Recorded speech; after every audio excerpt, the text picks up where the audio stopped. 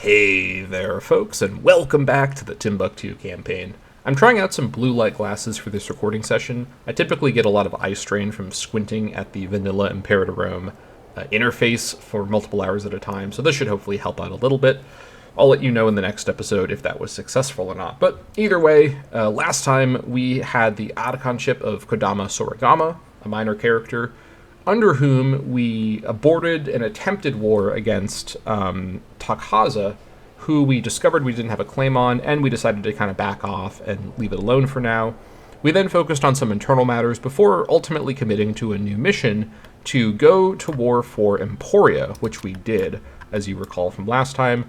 We made the very, very long and arduous journey across the Sahara to get up here with our forces. And although we've managed to secure this kind of really a successful invasion so far, we secured kind of a beachhead and then we pushed further than that with only a small section of Oyat remaining. Their army is quite badly damaged and is at a much lower manpower level than our admittedly partial morale army. We also do have a good mercenary captain leading the way with high marshal to help out, and we have a fairly full-strength mercenary army on retainer basically up here by Takapes, just kind of guarding the area, as Oyat's ally Thapsis is roaming around in the fog of war somewhere, possibly causing problems for us in the future, even though all these things have gone quite well, and we've even managed to navigate this war format where it involves, as you can remember and as you see, the direct sort of annexation as you go of these territories, and ultimately will likely result in a white peace once we get the rest of the territory, which, by the way, forced us into taking territory in both Africa and Cyrenaica. I would have preferred to just start with Africa, but it's not that big of a deal. I can, deal with it. And I'll do some shuffling around once we finish the war to kind of get some better long-term characters. I kind of assigned these characters a little abruptly because I needed to assign something over there. But overall, things are looking pretty good, even though we did encounter some pretty serious pushback. To their credit, Oyat and Thapsis did put up a really good fight, and as I sort of mentioned before, this turned out to be one of the more contentious wars in terms of not just, immediately winning through sheer force, but we had to use some tactics and use some careful timing to kind of maneuver around the enemy forces, and they can still hire more mercenaries and threaten our gains at this point. So we definitely want to close this thing out and get this war ended as we sort of get resituated and really take stock of the land we've taken.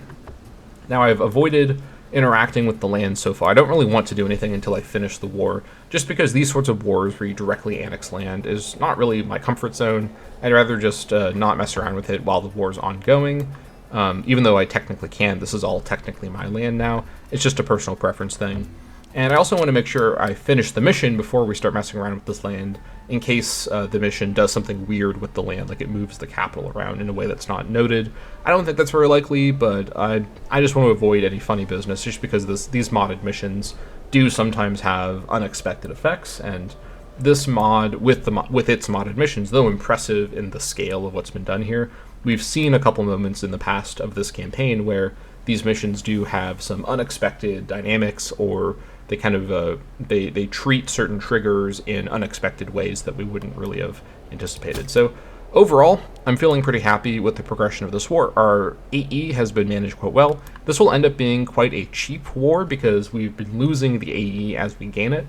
So our very high AE loss has helped out quite a bit with that. Our very high tyranny, or at least very high compared to before, for most of my campaigns this would be considered very low tyranny, but our very high tyranny is helping out with the AE management. We do have some mounting war exhaustion. This is becoming a bit of a concern, but we will deal with it as we need to.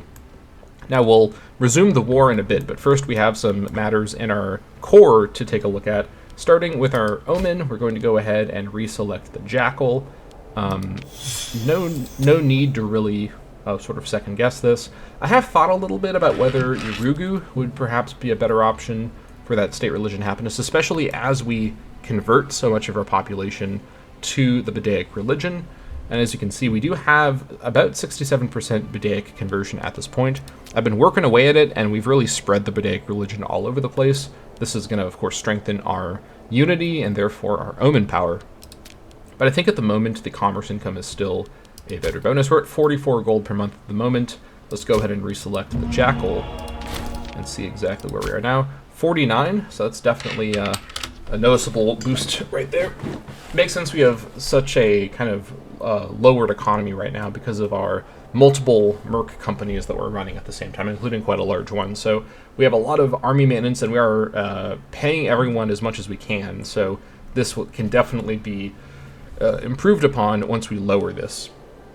So having said that, I think that next thing to do is to take a look at our new Otacon, Sibiri Chilabelli 35612, going to result in plus 3% manpower recovery speed and army morale recovery.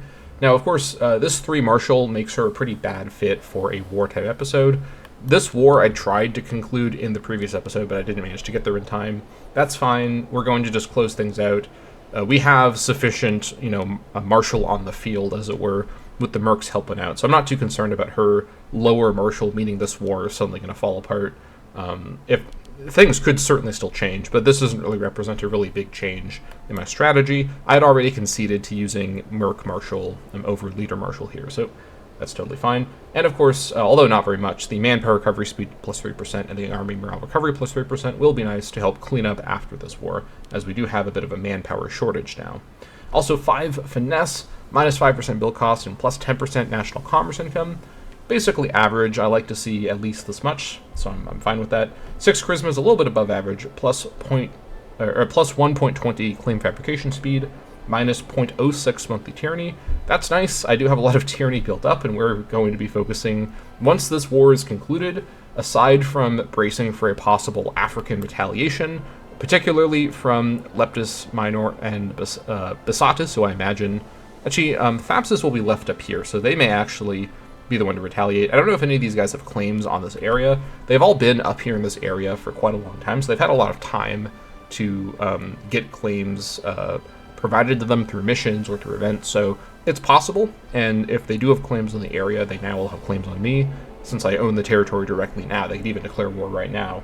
But either way, whether any of these AIs will feel comfortable declaring on me given I'm such a large nation, we shall see. The fact that my core is so far away should, in theory, factor into how they make that decision, but I don't think the Imperator AI will be able to realize that I'm actually in a really bad position to defend this territory. And this is part of why I was kind of hesitant to come up here before Legions, and I still don't have Legions yet, because in order to respond to some sort of invasion by a neighbor, unless I have every tile fortified, the time it will take to raise my levies and march them through the desert will be really, really slow going. Honestly, given this new exclave up here in North Africa, I really should actually build a fleet just for transport purposes, which would be, although not very fast, it would be faster than the desert route, and that's a sure thing. So I could have the fleet be stationed at Mbul. And yeah, without legions, and really without just any sort of force I can permanently station up here, it's going to be really difficult to defend these areas from local attacks. Hopefully just the scale of Timbuktu scares them away from anything proactively, but very hard AI is often aggressive to a fault, and although it can be annoying when they are kind of, suicidally aggressive and they just kind of go after you with no care for their survival, in a situation like this, that could actually be quite dangerous because I can't really defend these North African areas very easily without legions that are present and stationed up here. Now, eventually, of course, the plan is to directly own all of Africa, so then these will be part of my core very, very far in the future. But for now, at least, I definitely am not at that place yet. We're just kind of getting there. So, having said all that, getting back to it, Zeal, this is the real winner for Sibiri. She has been my high priest character for quite a long time, thanks to her 12 Zeal, and this is probably the best Zeal we're ever going to see from an Otacon. So, minus 0.12 monthly war exhaustion, a rare moment right now where this is actually a useful thing for our Otacon. We normally don't have war exhaustion problems for very long, but we actually do have quite a bit built up because of the weird way this war works. It is what it is. And very nicely, plus 0.12 monthly stab change. We're actually maintaining a positive stab rate even without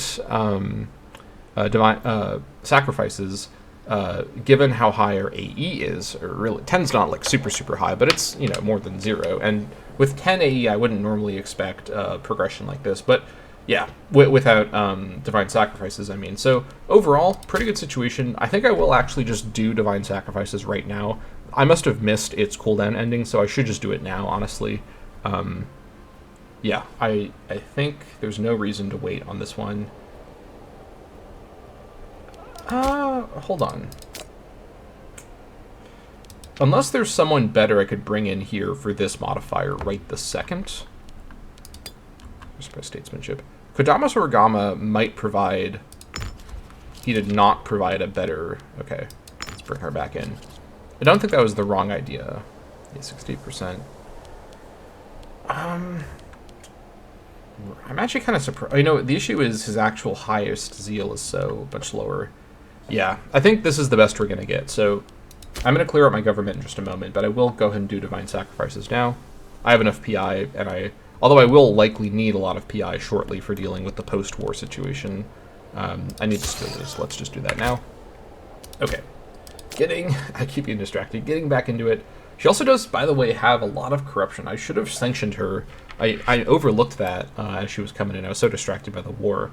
That's unfortunate. This is going to hurt our PI gain a little bit. 6%'s not, you know, devastating, but it's definitely a little bit annoying.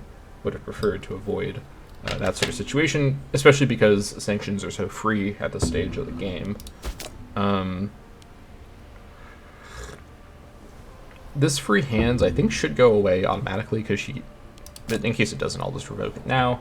That's fine. Her loyalty is obviously maxed. So this will decline very slowly. It's not going to meaningfully decline by the end of her reign in like 5 years, but it'll go down a little bit, so I guess that's not so bad.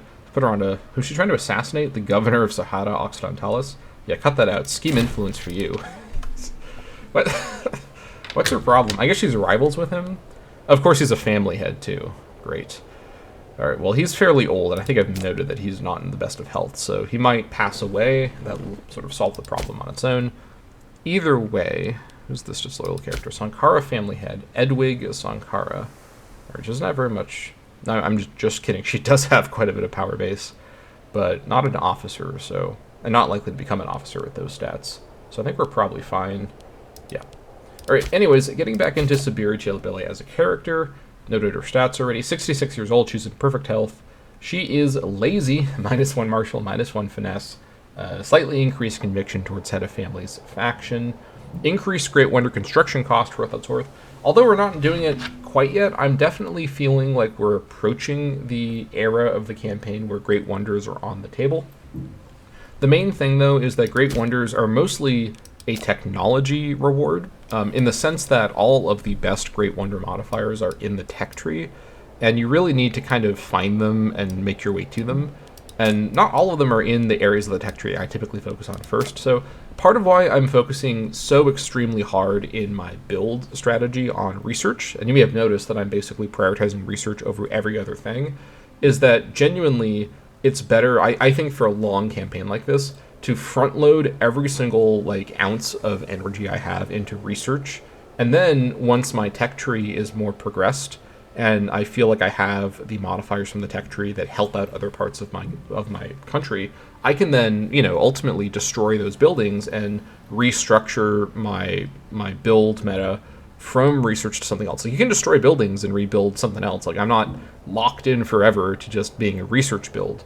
And, you know, I'm being... Ultimately, you know, pops that promote up to nobles to help out with research, they can always promote down to citizens or like freedmen, so it's not like I'm locked in forever. So even though the research trees do have ultimately like an endpoint where you research everything, we're not going to get there for a long time. Like, we're only at 9 advances and 10 advances in, so definitely have a lot of research ahead of us to really maximize our options here. And I think it's just better to really focus in on getting those advances, especially because some of the modifiers and options you get from the research tree are so core to giving you these endgame, you know, bonuses. Like, for example, doing the sanctions without having the loyalty loss. So it's a much better way. It basically makes that option so much more viable. But anyways, I'm getting really distracted. Monthly trad conviction. She is one of our kind of weird, sort of enlightened centrists, although she's ultimately chosen trad. out of the 3 that are at 100, so that's where she is. This, of course, means trads are in charge with the Omen power bonus. Again, I've been hoping for a Oligarch Otacon for a little while, so I can do some more building with no possible, regret for the extra cost. It's such a minor thing; it really shouldn't matter that much with my economy. But there's no such thing as sort of doing min-maxing. You either are like kind of not doing it, or you're like doing it. Like I guess it's possible hypothetically to kind of half-heartedly do min-maxing, but min-maxing kind of by its nature is about extreme. So I'm thinking about all the modifiers here. Either way, the Omen power modifier from the trads isn't bad. It does help out our economy, but ultimately it will be nice to get another round of buildings up, especially if we can have a nice long peacetime episode next time. Although our next expected Otacon is our Democrat censor. I'd actually be pretty okay with her coming in. We'll look at her a bit more later. I promise I'm going to finish talking about Sabiri. I keep getting distracted. Either way, if a job is worth doing, Sabiri will not be the one to do it.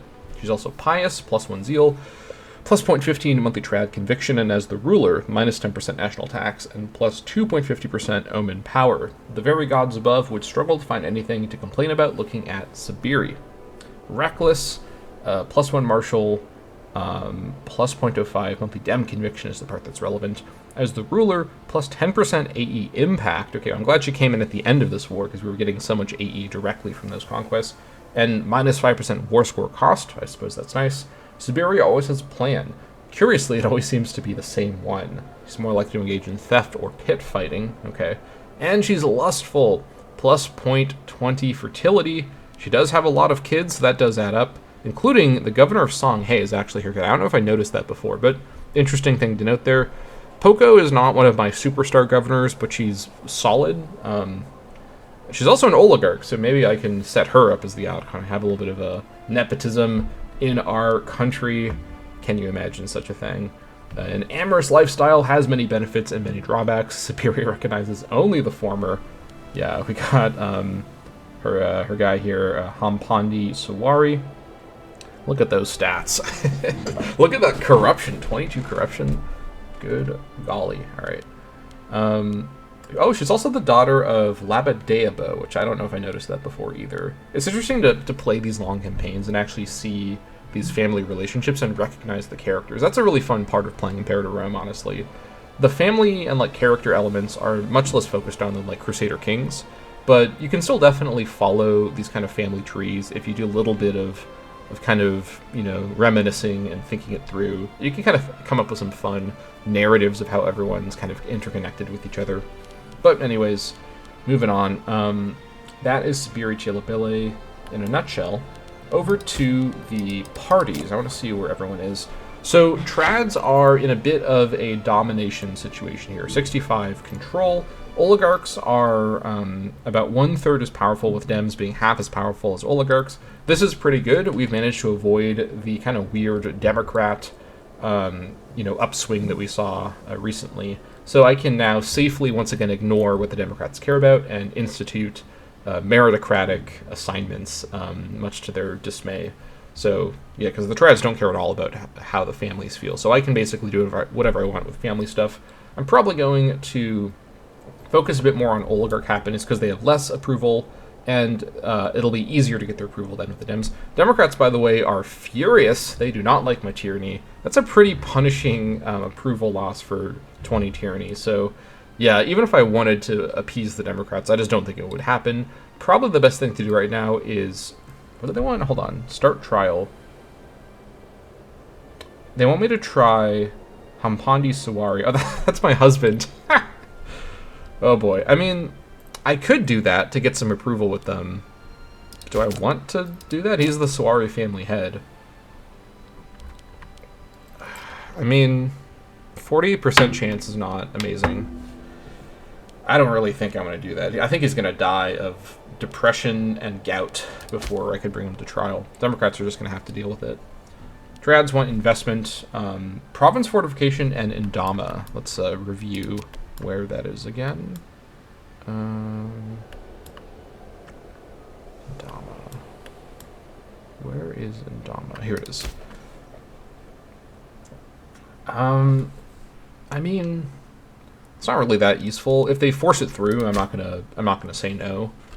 But like sometimes, like if they had said we want to do like a trade route investment in Timbuktu, I would have said yes, let's do it. Can't. I'm on board with that one. But all right, this is fine. This is just kind of a waste of PI. These guys want me to appoint Sabita Sawari, who is their faction head. All right, we got ourselves no conflict of interest here. All right, Sabita Sawari wants to be a governor or hold a non-researcher office. She's currently the researcher. I actually don't disagree with that charisma. She wouldn't be a very great governor, but I would be okay making her a charisma officer. Speaking of which, let's go ahead and fire everyone and restructure the government now that we can safely, you know, stack up, or I should say safely diversify to multiple families. All right. I want to keep using Lambu as well. She's really good. Also, let's take a quick look and possibly also change some of our governors. I don't normally do this on the government reorganization, but I think it's worth considering. I just want to review where things are with the governors. So, obviously, we can't do anything about Sabiri. 5 finesse for Ghana is on the low side for governor of that core region, but nothing I can do about this. She is the Adicon. So we've got Consola Isawagan, the Jackdaw, who I was trying desperately to make the new candidate previously. That's why I gave her the nickname over in Jene. I think I just want to leave her there. She's good to be a governor in her current position, and she's an oligarch as well. Let's see. I'm a bit concerned about her corruption, though. Yeah, I don't think I need this much loyalty. I'm going to revoke her free hands, which she's not going to like. I could give her a bribe to get some of that back. I'm also going to... Well, here's the thing. I could bribe her, and then I could impose sanctions. If I'm going to impose, which I think I might do here, to be honest. Oligarchs don't like this. That's fine. I do gain 1 tyranny. Not ideal, but... This is enough corruption. I'm concerned about that. Okay, I'm going to bribe her to get... Just to ensure... Well, do I need to bribe her? The thing is, if I decide to bribe her, I should do it now before I do the sanctions, because then the corruption that she gets from the bribe goes with the sanctions. Let's see. 48 months is 4 years, so it's not for the full duration, but she might become the Adicon next, in which case it wouldn't matter. I'm going to do it. I'm going to bribe her. Then I'm going to go ahead and sanction her. Alright, there goes her corruption. So now we've cleaned up her situation here. At the cost of some tyranny, as usual. Okay, so I'm keeping her there in Jene. There is an argument for moving her and kind of promoting her to the Jolof governor, which controls a much larger population, and Jolof is probably a more profitable region than Jene. Let me compare, actually, because I just recently assigned Yuma Sawari to govern Jolof. He's also an oligarch. He's kind of like the worse version of her. Well, not just kind of. He is. Okay, let me rephrase. He is better finesse, and his other stats are more balanced. Except he has lower martial, so he's actually probably a little better than her in those ways. Loyalty-wise, he's deceitful, which I don't love that much, but it's currently not a problem because I assigned him so recently.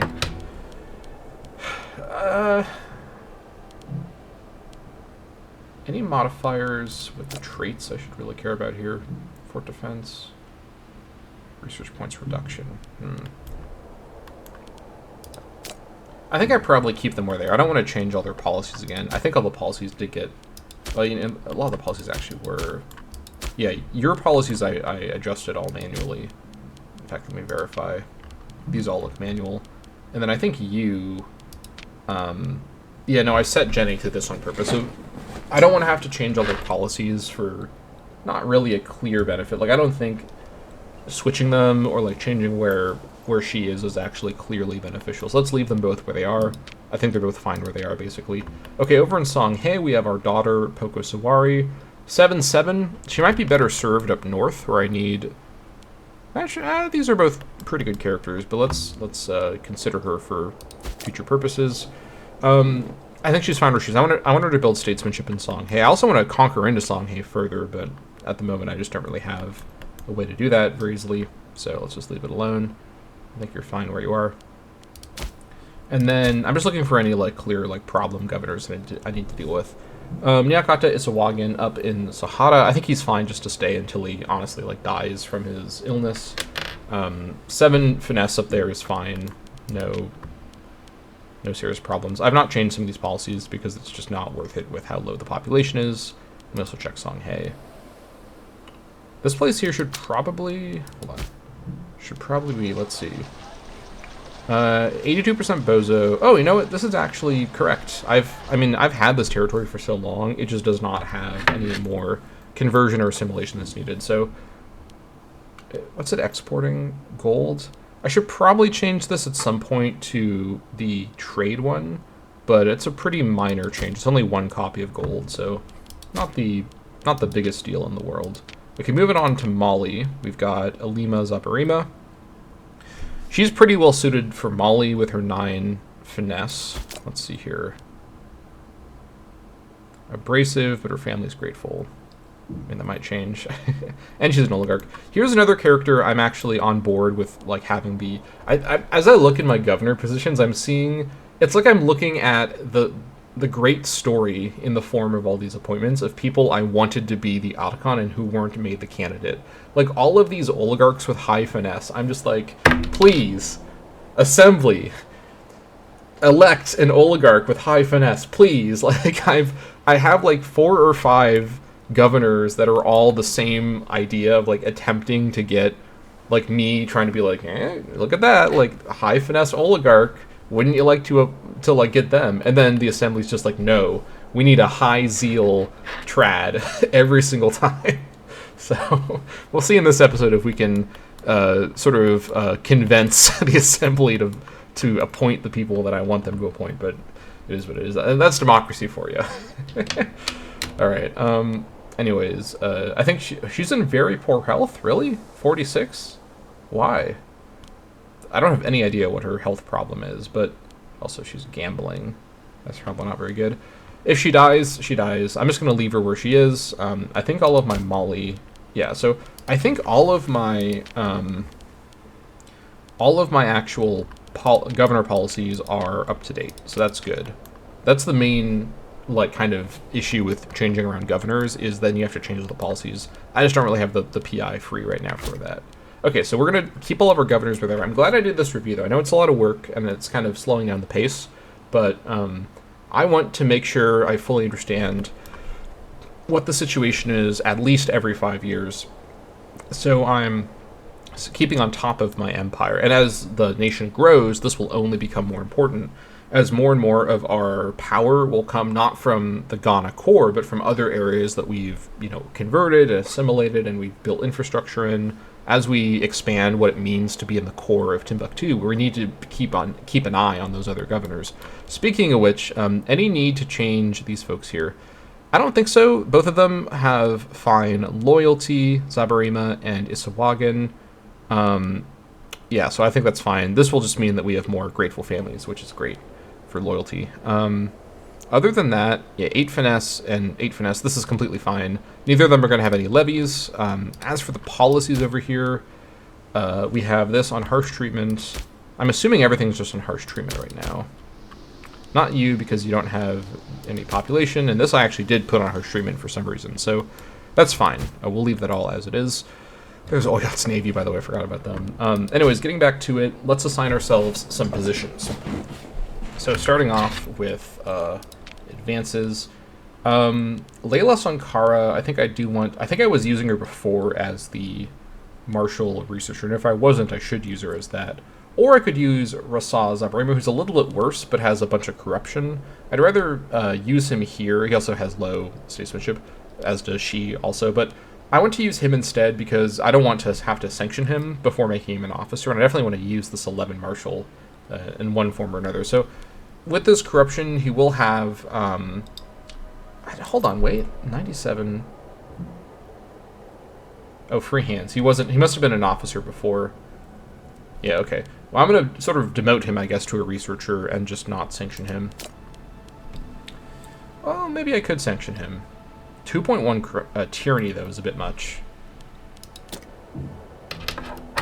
I think what I'll do is I'm going to revoke free hands. This will decline over time. How much would I be paying him in this position? Let's see.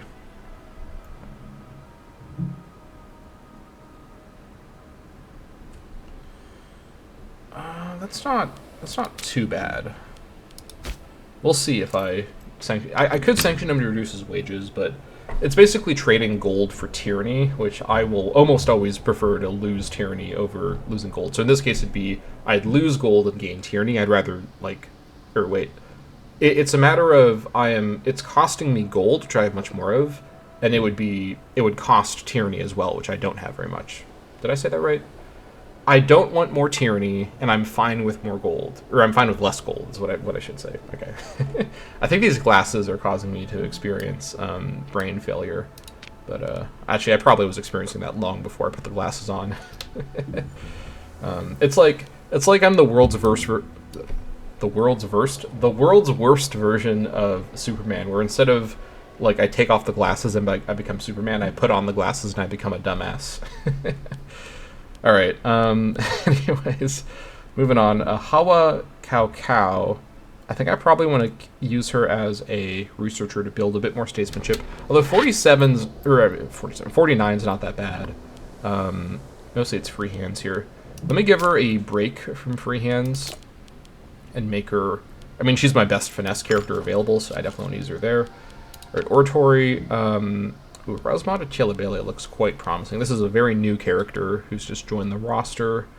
Obviously, Lambu, I'm going to keep her for being an officer with that crazy statesmanship. Yeah, Lambu is a real winner for the government here. I think I'm going to go with, because Badakisa, who's also quite good, has a lot more loyalty. Although her statesmanship's still very low.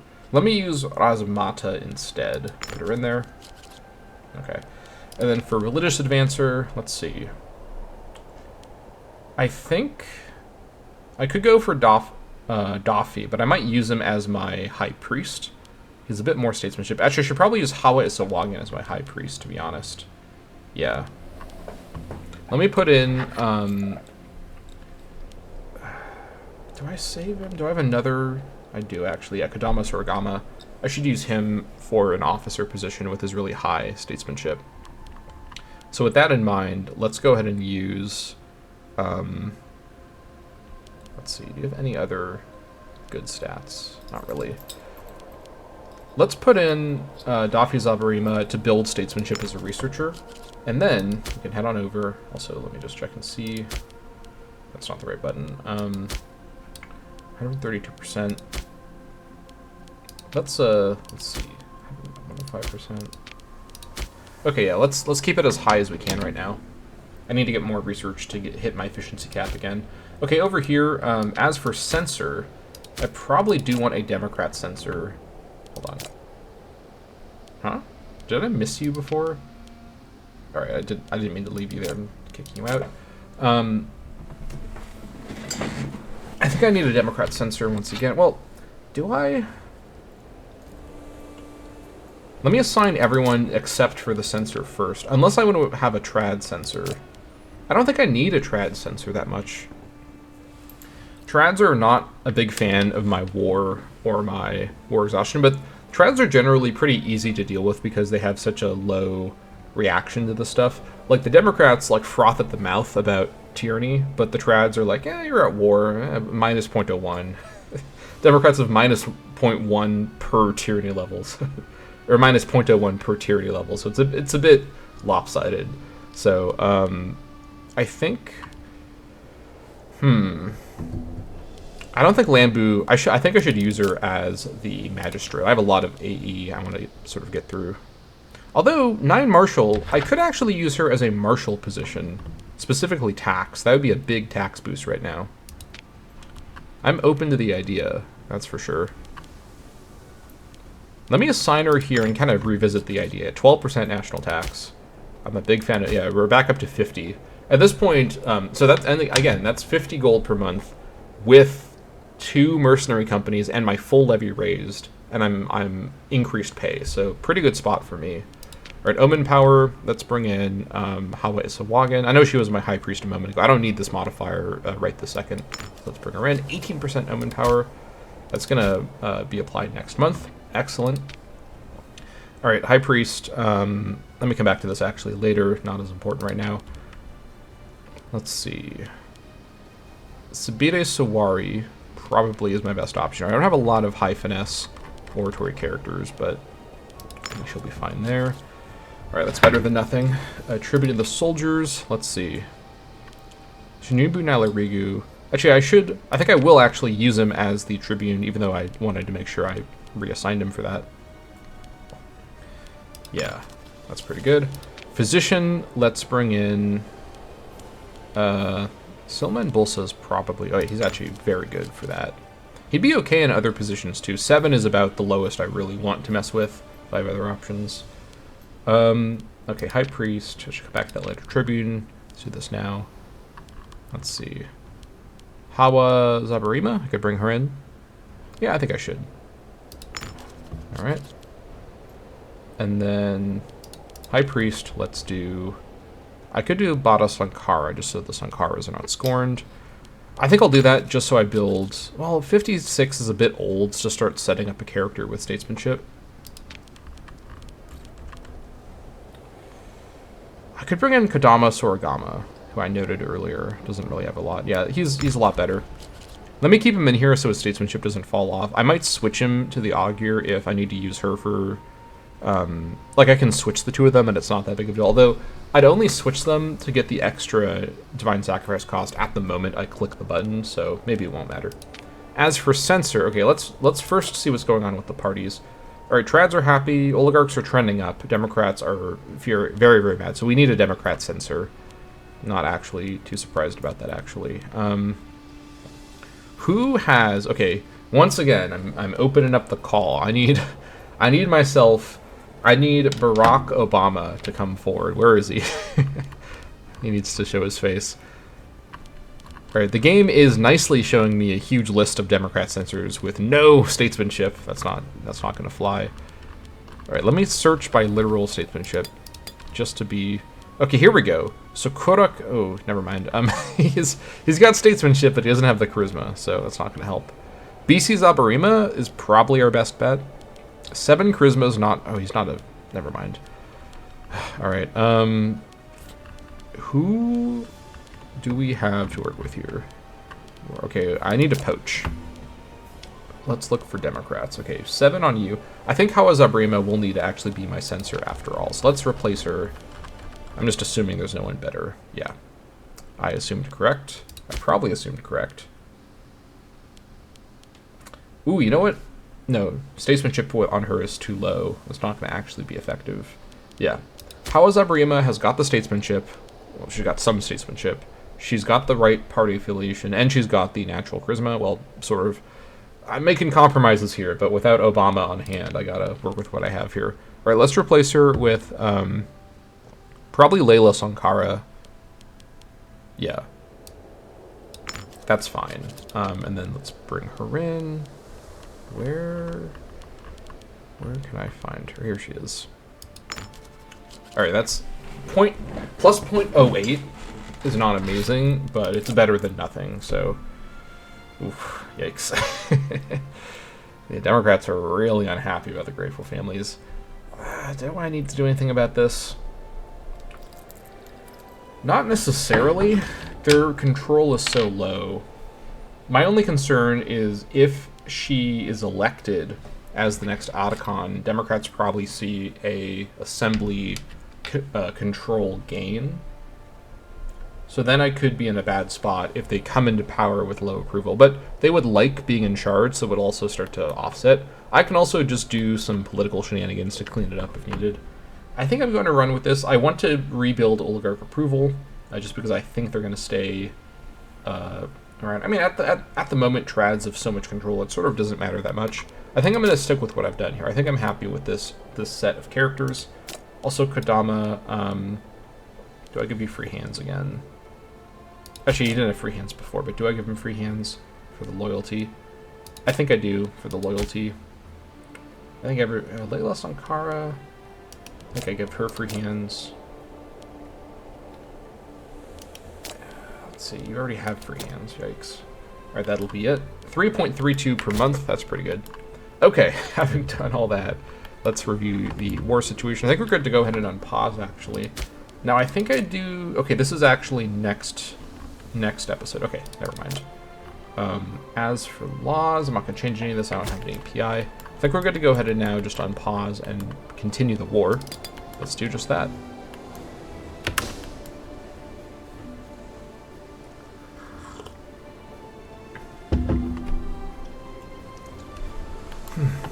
The funny thing with blue light glasses, oh yeah, we saw this last time, or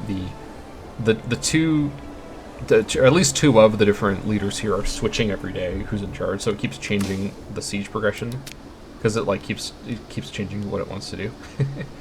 Let's wait for the tick and possibly do an assault. Aims of oligarchs realized? Huh?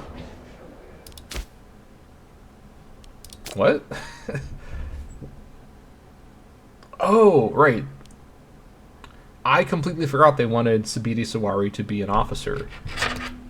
Okay, yeah, I definitely did that on purpose, oligarchs. Please don't check the footage where I didn't talk about it and clearly didn't do it on purpose. Alright, so partisans of the oligarchs are falling over each other to congratulate Adakhan Sabiri for defending their interests in the assembly of Timbuktu. It seems the decisions of our government have ensured the approval of the interests of the elites for the time being. Alright, politics is a game of compromise. Thanks. Alright, so food shortage. What's my siege power like? It's not really enough. Yeah, my infantry is pretty diminished right now.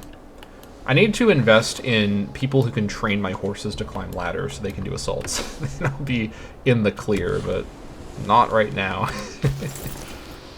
Yeah, we'll just give it one more take. This is such a damaged garrison. No. Let's wait. No need to push here.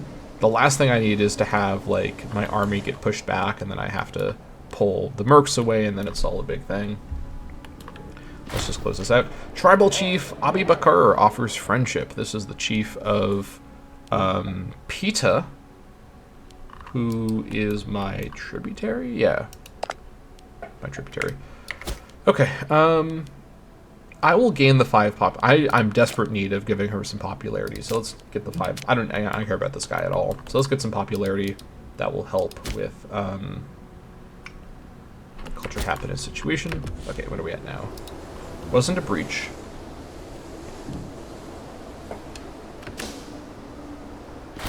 Sabiri falls ill. Sabiri Taylor has sent word that she has fallen ill. Perhaps if she is wealthy enough, she will seek treatment of her own volition. Otherwise, we can always step in. So she has gotten Montagra.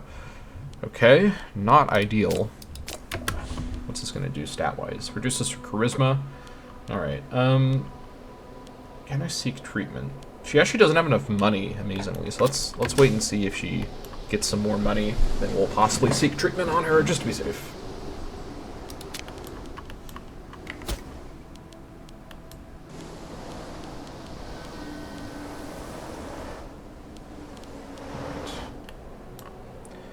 No sight of any enemy armies yet, but I'm certainly keeping an eye out. Let's just keep sieging. I'm scared of some last-minute shenanigan with the assault attempt, so I'm going to just hold off on doing that quite yet. Any sign of any... We got some barbs down here, that's about it, though. Nothing too serious. Right, come on, 28% progression. Let's see it. Supply shortage, that's a good roll. I will just keep going here. Also, I'm worried about the morale situation here. Yeah, my morale here is so bad. And I can't do reorg until I'm in my territory. So we're basically not meaningfully recovering morale. Although, our average morale will allegedly hit the max in a couple of months. I just don't want to attack. Like, this is a strong... It's a weakened, but it's a strong, like, composition for a legion, so... Don't really want to attack until I have a little bit of time to recover morale. Right, Masatia wants my dies. I think I am fine selling those dies, but anytime I'm seeing from the province of Timbuktu, I'm going to check and make sure it's not something I'm keeping. Oh yeah, we can definitely trade those out. Let me also do a quick check and see what I want to get rid of for a moment. Let me cancel livestock. Anything new for sale that I didn't see before? Not really. I think everything is the same as it was. Let's retrade livestock from Tuskia. Yeah, the Diaphanu claim has finished. Okay, good. I was doing that in the background. So we can go to war with Gao when we want to. I don't want to right now, but we'll check back on that later. Tuskia wants my vegetables from Wooly. Yep. I will sell. I know I could automate the exports, and that would probably save a little bit of time that I spent looking at that, but there's a lot of downtime in campaigns like this, and kind of reacting to exports is kind of a fun little activity. Okay, you know, at this rate, I'm probably safe to do an assault. Bit nervous about the morale situation, but once we have this actual fort, we're going to be in pretty good shape to recover before we press on and close things out. Alright, Siege of Lockheed 1. Okay, let's go ahead. Do I need the Merc leader still? I'm not paying them very much because their army's so weak. May as well, honestly. Let's reorg you. And your org. Let's see. May as well, yeah, so do this for a monthly tick or two just to get that cleaned up. Norikia wants my stone. Triple Tanyan stone for these guys up here in that tribe. Interesting. Anything funny happening in the world right now, aside from Tuskia, which is just kind of amazing?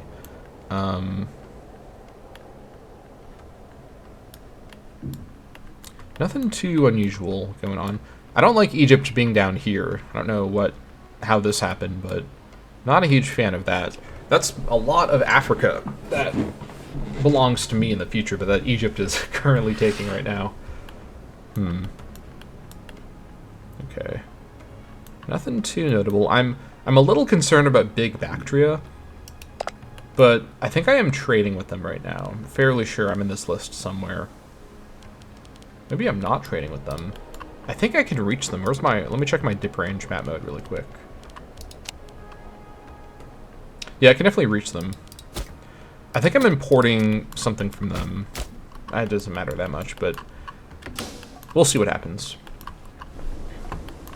I'm on board with big, powerful empires outside of Africa to help me trade with more people, but ultimately, as I've said before, my goal here is to have some level of control over the world in the long term. Okay, that's probably enough recovery. Let's go ahead and resume our warpath. Both of you are attached. You're not. There we go. Okay, let's just power in. Now, attacking into desert... This should be fine, morale-wise. They're going to run away. They think it's not going to be a win for them, so let's just essentially go here so that we recover a little bit as we go. Not going to be a huge difference. Again, I really would prefer to be advancing now over here with this Merc stack, but I guess now that I have this fort, I could do a switch. I could pull back my combined army and then sort of switch them with the Mercs over here, who are much stronger and are in a much better spot to do combat. But I'd rather keep them here just to be safe.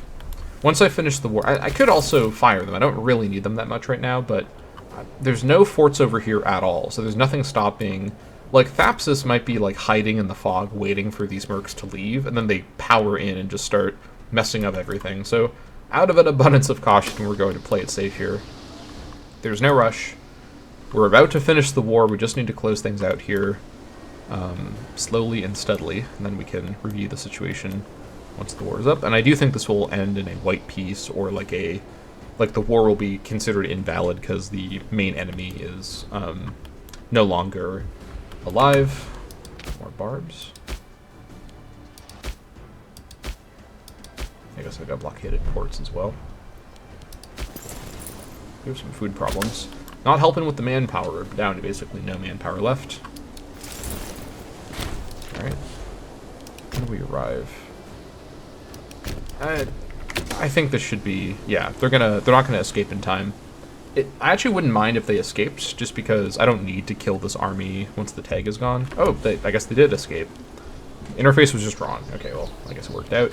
Let's just grab this, and this should now result in the war ending in a white piece or like ending inconclusively. I'm not 100% sure how this is going to work, but we're going to find out in just a few seconds here what happens exactly. Okay, the war just ended in a way. Okay, that is what I thought would happen. Occupations 1. The Oyati Elite. We're going to go ahead and banish those of class. I certainly am not selling nobles. I'm not out of my mind. I've got a lot of tyranny I built up from just normal political stuff, so let's. We don't need the money. Let's avoid that, and let's banish those of class. Lose a little bit of AE. That is fine by me. Okay, now, finally, after a very long war, we have secured ourselves a nice, actually quite sizable area of North Africa. Now, like I said before, this looks a bit bigger than it is because it includes all this desert, but still, you know, this is a nice portion of the North African coastline, and this does fully secure our access to the world markets. Aside from India, I'm very excited to reach India next, but we're not getting there for quite a while. So let's go ahead and lower the forces, give these guys a nice long rest. Yeah, I'm not surprised to see a very long recovery timer for these guys. And then lower everyone else as well. Who is raised? Okay, good. That's everybody. Look at this mercenary horde over here with their, I guess that's rounding down or something. Let's disband them. And I could keep these guys essentially on retainer to kind of just lurk around here and protect it. But the circumstances where that would end up being validated is, one, I'm attacked by anyone up here, which is already kind of unexpected or kind of not something I'd be expecting. And two, that like I have no other like smaller merc stack I could raise or I could hire to defend, so let me go ahead and fire these guys. Thanks for your help, but I do not need to keep you around. We're up to 56 gold per month. That's pretty good.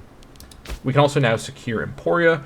This will give the province of Emporia +1 flat pop conversion and pop assimilation. That's quite good with the invasion _site _modifier. Love to see it. With the first stage of the invasion, complete. Okay. Emporia should be consolidated to act as a launch pad for further expansion. And we're going to finish the mission. There we go. Okay. What do we have now?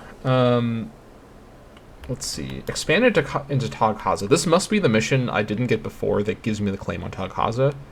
I might do this one next, because this would be a very small-scale war. I want in this episode to kind of clean up some loose ends. I also know I can go to war with the Ketone Revolt. And honestly, I might just do this war... First, let's do a quick ally check. Okay, they've got nobody. I might just do a quick war with the Revolt with the Zholof levy and just bring them over. And just do the war really quick. I have the claim on them. I should just do that before I forget about it, honestly. Let's increase maintenance again, just briefly. Raise these guys and send them over to here. And let's do this war really quick to get this cleaned up. But as for the missions, let's see. Did I cancel my relationship with Taghaza? I did. Yeah, I guess I can do this really quick just to kind of consolidate things over here. Further get Sahara Occidentalis under my control. This also might give me a way to get to Sigil Masa. Now, I do have a claim on Sigil Masa already, but I also still have them as a tribal vassal. Or Sigil Masa might promote themselves up to a feudatory, in which case the problem solved. But I may as well do something a little smaller. Or I could do this Tadla thing, which I think is... yeah, it's up here. Okay. Or Matter of Guinea? No. Stabilize Gorjolov. Create a core... no. Let's do expand into Taghaza next. Now, what I'd really like to see is a Conquest of Songhai mission, but there's no way I can guarantee that'll pop up. Let's do the Taghaza one next. Alright. Secure Tuat. We've done that already, quite a while ago. Alright, so Taudeni will gain some modifiers for 3 years, plus 0.10 territory provincial loyalty. That's pretty good. We actually have a couple of people here. Should I convert this? I think for now, maybe, let me grab this here. And then, You know, they should be... Yeah, it's happening in the background very slowly. I think this is fine to leave it as it is. Okay. Let's see.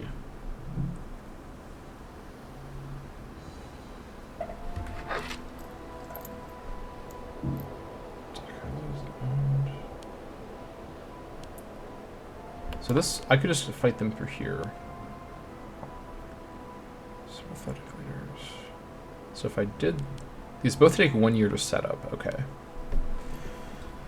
Takaza is an own province, is a subject. Okay, so I'd need to become their overlord for this to be selectable. It doesn't like do it for me. And this one, this is just the invasion one. Let's just do this one. Establish a claim. Yeah. I guess if I'd kept Takaza as a vassal, I could have done it through this route. I don't know. These modded missions are a little hard to predict, honestly. Again, I'm not saying this to like be mean to like the mod. I really like this mod, obviously. I think this is a really cool way to expand the vanilla game, and I'd love to see a version of this mod that is set in the vanilla game timeline, because this mod, if you forgot, is set like far in the past. It's set in the early classical age. As opposed to the early Hellenistic age when the vanilla game is set. Maybe even merged with like Invictus, or honestly, what I really should say is I'd love to see a version of Terra Indomita that includes this land down here in the Terra Indomita version of the map. So that way you can have like the biggest map possible with Africa, but then also with the Terra Indomita Asia stuff. I actually know the Terra Indomita mod developers, or at least one of them, and if they're watching my content still, I'd love for them to consider the idea. Maybe they can do some sort of collaboration with the people who made this mod. But it's really cool, by the way, to be an Imperator Rome player and actually, now that I have a couple years of experience being a modder, have these like kind of like sort of not professional, but you know, like kind of creator relationships with people whose mods I have played for years. You know, it's kind of surreal. Anyways, but moving on. What was I doing? Oh yeah, missions. We got this going. It'll be 20 PI when it concludes. So in the meantime, let's take a look at our new territory. So up here, so over here, both of these are just, you know, we have one territory, so it is what it is. Okay, over in Emporia, I should probably keep it on harsh treatment for now while everyone's demoting. As for the city location, I think I kind of talked about this a bit before. There's basically two really good spots here. The first is Takapes. It's good in part because of its location right near the passageway, which is quite nice. It's also already the capital, which is a little convenient for loyalty. And it's also already a city, which is convenient as well. It's got, let me let me destroy one of the ports. It's already got the infrastructure I'd want as well. It's got academies. I actually would have probably built Ports of Law first for the loyalty bonus, but this is certainly not terrible. In fact, you know what? I might switch this away from, well, I don't know. Okay, so Gerges as a city location is not amazing. I kind of prefer the city to be in Zithia, which is better terrain. Gerges is the right distance from Takapes, but it's also in like kind of a weird spot up here on this peninsula. If I was to have a city over here, I'd probably have it on the island, but it's not like the end of the world. Renovated temple gives it a output bonus, so it's not terrible. Alternatively, so Putea Paline is the right distance from Takapes, but it's kind of like a weird spot for a city. Let's see, Salt. Zuchus is further away. Let me also look over here at Tripolitania. So getting these colonized will take a long time to set up. So let me start with the assumption that with the territory that I have here. So city-wise, Oyat is the city over here, which makes sense. What do we have here? State-owned farmland. That's a pretty good bonus for the tile. There's more desert over here. So basically the only good options over here, because they're plains, are to Sabreton, Oyat, or Lopki, because I don't want to have a desert city if I can avoid it. Lopki could be a stone mine, so not looking like an amazing... I'm also going to destroy the fort here. I don't need this fort. Also, I'm going to go through... This port can go. This slave estate can go. This barracks can go. This farm can stay. This fish farm in the desert can stay. Barracks can go. So now the question is, do I keep the city at Oyat, or do I move it to Sabreton? I don't think there's any clear advantage for one over the other. Oyat's a bit more central. So, and Oyat is also on this sea tile, which is something I want to maintain. So let me keep Oyat as the city here, and it's the capital already, which is convenient. In terms of infrastructure, I don't know what in the world this build was, but we're going to go ahead and clean this up a little bit. We'll keep it fortified, keep it with the port. It's already got 1 academy, so that's a good start. I'm actually going to go ahead and be a little bit more aggressive out here. I'm going to go ahead and change this policy. You know, yeah, the Emporia thing is not going to have an effect out here. There's some fish for sale. That's about it, though. I'm going to go for it. This is a pretty aggressive conversion moment, but I'm going to go for it here. I think I can probably survive this. Then up here, with the conversion bonuses and the assimilation bonus, what are we looking at? Has it updated yet? I don't think it has updated yet. Actually, it might have.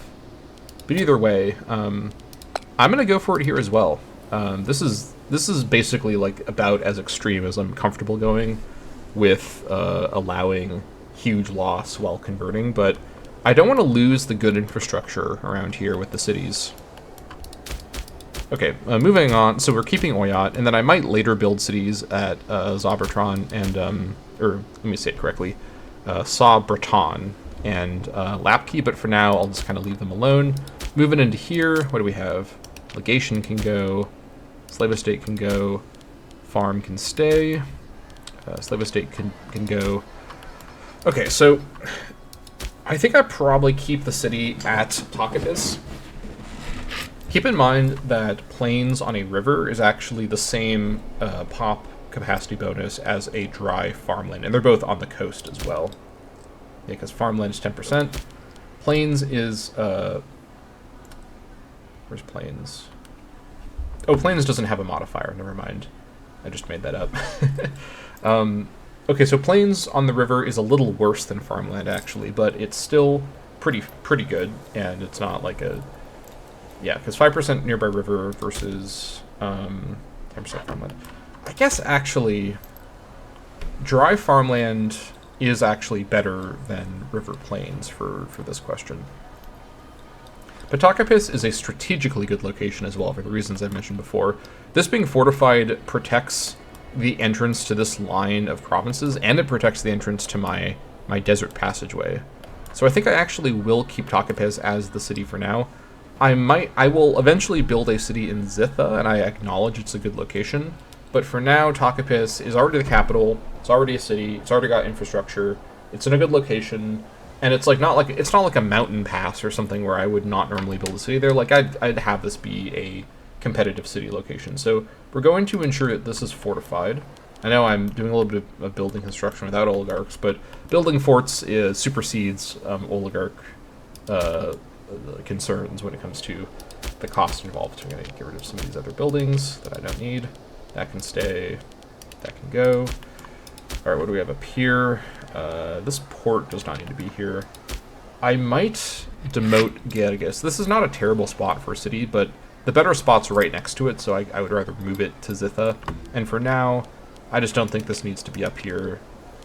Yeah, we're going to go ahead and just revoke city status. Yeah, these guys can disperse out to other locations. This port can go. Yeah. These two ports here should provide sufficient naval coverage around here for my naval range, and for having a fleet up here eventually. I could actually build a fleet, either up here or in the south. I actually have more shipbuilding up in the north than I do in my core, weirdly. So I think this is fine. But yeah, this all looks fine. Now, I could also build a fort midway through. What's the barb situation around here? Oh, there's just no barb situation here. Okay, that's pretty good. So the barbs over here will get stopped at Oyat if they don't disperse on the way over. And then there's no barbs over here. Okay, we're completely fine. No need for a fort midway through. Aside from, like, helping to manage, like AI naval invasions, but that's pretty uncommon. So I think this is fine. No need to over-fortify up here.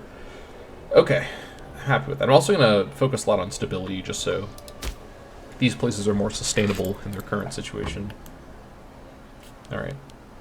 Let's all find out. One thing I might do as well, what's the population over here? It's Punic. Yeah, it's all one population. I might give the Punics, or the Punics, a bit of a civil rights to help out over here. Let's see what we have. I could do a colony. I'm not doing colonies really in this this playthrough though, so I'm just gonna ignore that. Let's see here. I think let me wait because the loyalty boost for the provinces will be wasted right now, but I'll keep that in mind for the future. Okay, happy with that. Let us proceed. Focus on this. Get this war wrapped up. Or get this war, not just wrapped up, but get this war to happen, and then we'll wrap it up. Cleaning up loose ends this episode. Wealthy patron. Oh, here she is. The city of Ogo has been often overlooked by the wealthy patrons of our capital. However, today, Lambu Camera has offered to spend a sizable quantity of her wealth on constructing a grand temple to one of the great gods. She's requested our permission. So, this is not to actually build the temple building, but to give a modifier to Ogo. This would give Lambu some popularity. I'd be fine with her being Archon again. That'd be another Trad Archonship, but her stats are really good, aside from Zeal, but we have enough Zeal right now as it is. I could get some slaves in Ogo for free, lose some loyalty on Lambu, or Lambu would gain popularity and lose loyalty. I think I'm probably fine going for this. I don't think there's any downside to doing this. Lambu loses her, she has a fortune, so this is fine. And Ogo gets a bonus. Sure. Very well. Speaking of martial advance, morale of armies and navies increase by 0.07 each, and plus 2.50% Legion and Navy maintenance cost. Look at that in a moment. Okay, looks like Zainab Isawagan. In a shocking twist, the Assembly has decided to go for a high Zeal Trad. Wow. Who saw that one coming? These guys, it's like, what is this? Like the, we got like the Tea Party Assembly. They're just like, we need religious traditionalists over and over and over. All right. Okay, pros and cons of Zainab. She has, well, she's got good Zeal, so, I mean, 8 is not as good as 12, but 8 is good. She's got okay finesse, no martial at all. I kind of like a little bit of martial to recover my manpower. And charisma is only kind of average. Why? Who is supporting her? Like, what? I guess this is the downside of a trad supermajority, is they just vote in these goofball trads as the next candidates. How about one of the 30, like, highly qualified, charismatic oligarchs I've appointed as governors all over the place for the Assembly to pick between? Come on. Alright, we'll deal with that later. We'll do this first. Where was I over here? I think I was working through... Where was I? Marshall? No, not Marshall. Oh yeah, I was over here. Yes, I was coming down to theological colleges. Now, I'm actually at 150 research efficiency once more, so this is a good moment to grab this. There is no greater way to praise the divine than to learn the theology of ages in a monument devoted to our gods. This gives us the religious education great wonder effect. As noted before, once we do some wonder construction, we'll be able to use these effects we unlock throughout the tree. I think the religious advances tree has the most of these effects, but all of them have some of them. And of course, plus 25% max research efficiency. That's the real reason we're grabbing this. All right, we're up to 160%, and that's without going for the harsh taxation. I would rather keep this going and get as much research as possible. We're about to get our final below 10 category, which is civic advances, up to 10, so that'll be quite nice. And yeah, we'll be able to get one more thing after that. I'd probably want to actually grab minor syncretism, because prescribed canon will give us yeah, this is really good. Desecrating temples now restores 10 stability. Is that right?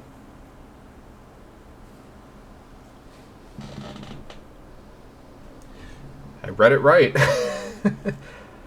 I should have had a comically large, like, spyglass I could pull out to look at that. Oh, wait a minute. I just noticed. I just noticed why I probably don't want to go for this. Omen power minus 90%. Okay, so this is one of those techs where you kind of, like, you can go for it as, like, a weird build, but there's, like, a downside. Yeah, this basically just removes the Omen system altogether, because we'll never benefit from Omen power meaningfully again. This is interesting, because then we could basically destroy holy sites to gain infinite stability. However, the Omen power loss is extreme, so never mind. I clearly needed that spyglass to pull out. I should have had one in each hand, like dual-wielding spyglasses to see all that information. Okay, we're not going to go for this, obviously. Okay, glad to clarify that. All right, moving along. I should also go and snipe some of these barb stacks while I'm up and about, but we'll deal with this first. Get it cleaned up finally. And I'll quadruple check that it's not going to move my capital out of Taban as well. In fact, let me go ahead and quickly move into Taban, anyone random I can, just to ensure funny business is avoided. All right, there we go. There shouldn't be anyone. Let me check my pop map mode here. There shouldn't be anyone else around here who's more than Taban. Yeah, I think we should be fine. It should stay Taban now that I've done that, but we shall see.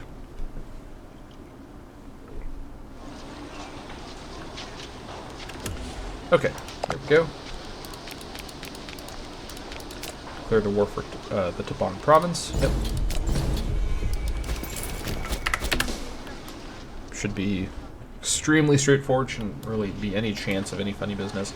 They might hire mercs. That's the one thing that could present a problem. There's a lot of merc stacks sort of loitering around the area that they might look to, but we will cross that bridge when we come to it. I don't think they have time to really meaningfully stop me with that strategy, though they certainly could try. Alright, and then once this, let me actually make my way to the barbs in the meantime. May as well just leave the area now. We'll finally get this cleaned up after a long while of having other things distract us. Alright, that's that. Thanks for the territory. Khitan, Taban to Timbuktu. Okay, good. I'm glad that that stayed there. Let's go ahead and get some AE loss. I think I lost more AC than I actually gained there. Okay, as for these new territories, what do we have? We have a stone mine, and we have a empty building slot now. Alright, we're up to 57 gold with the Jollof levy raised. That's fine by me. Okay, Dems are losing more control as well. Now, I would like to actually build roads over here, but it'll be such a big endeavor to get the levy up there to do that, so I'm going to wait on that for now. Huh? Better quality? Pardon me? I mean, sure. This should be a stack, right? Why are you even showing me the yellow button? Imperator is out of its mind. Yeah, like... It's an indecisive battle. Who knows how it could go? Alright. We'll profit greatly with this fortune of gold that we are retrieving. Thank you for that. Okay. Let's see. What was my city building cost right now? It's 37. Okay. We'll wait on that. I will continue spending my fortune on city building because I don't want to do building right now until I get the bonus.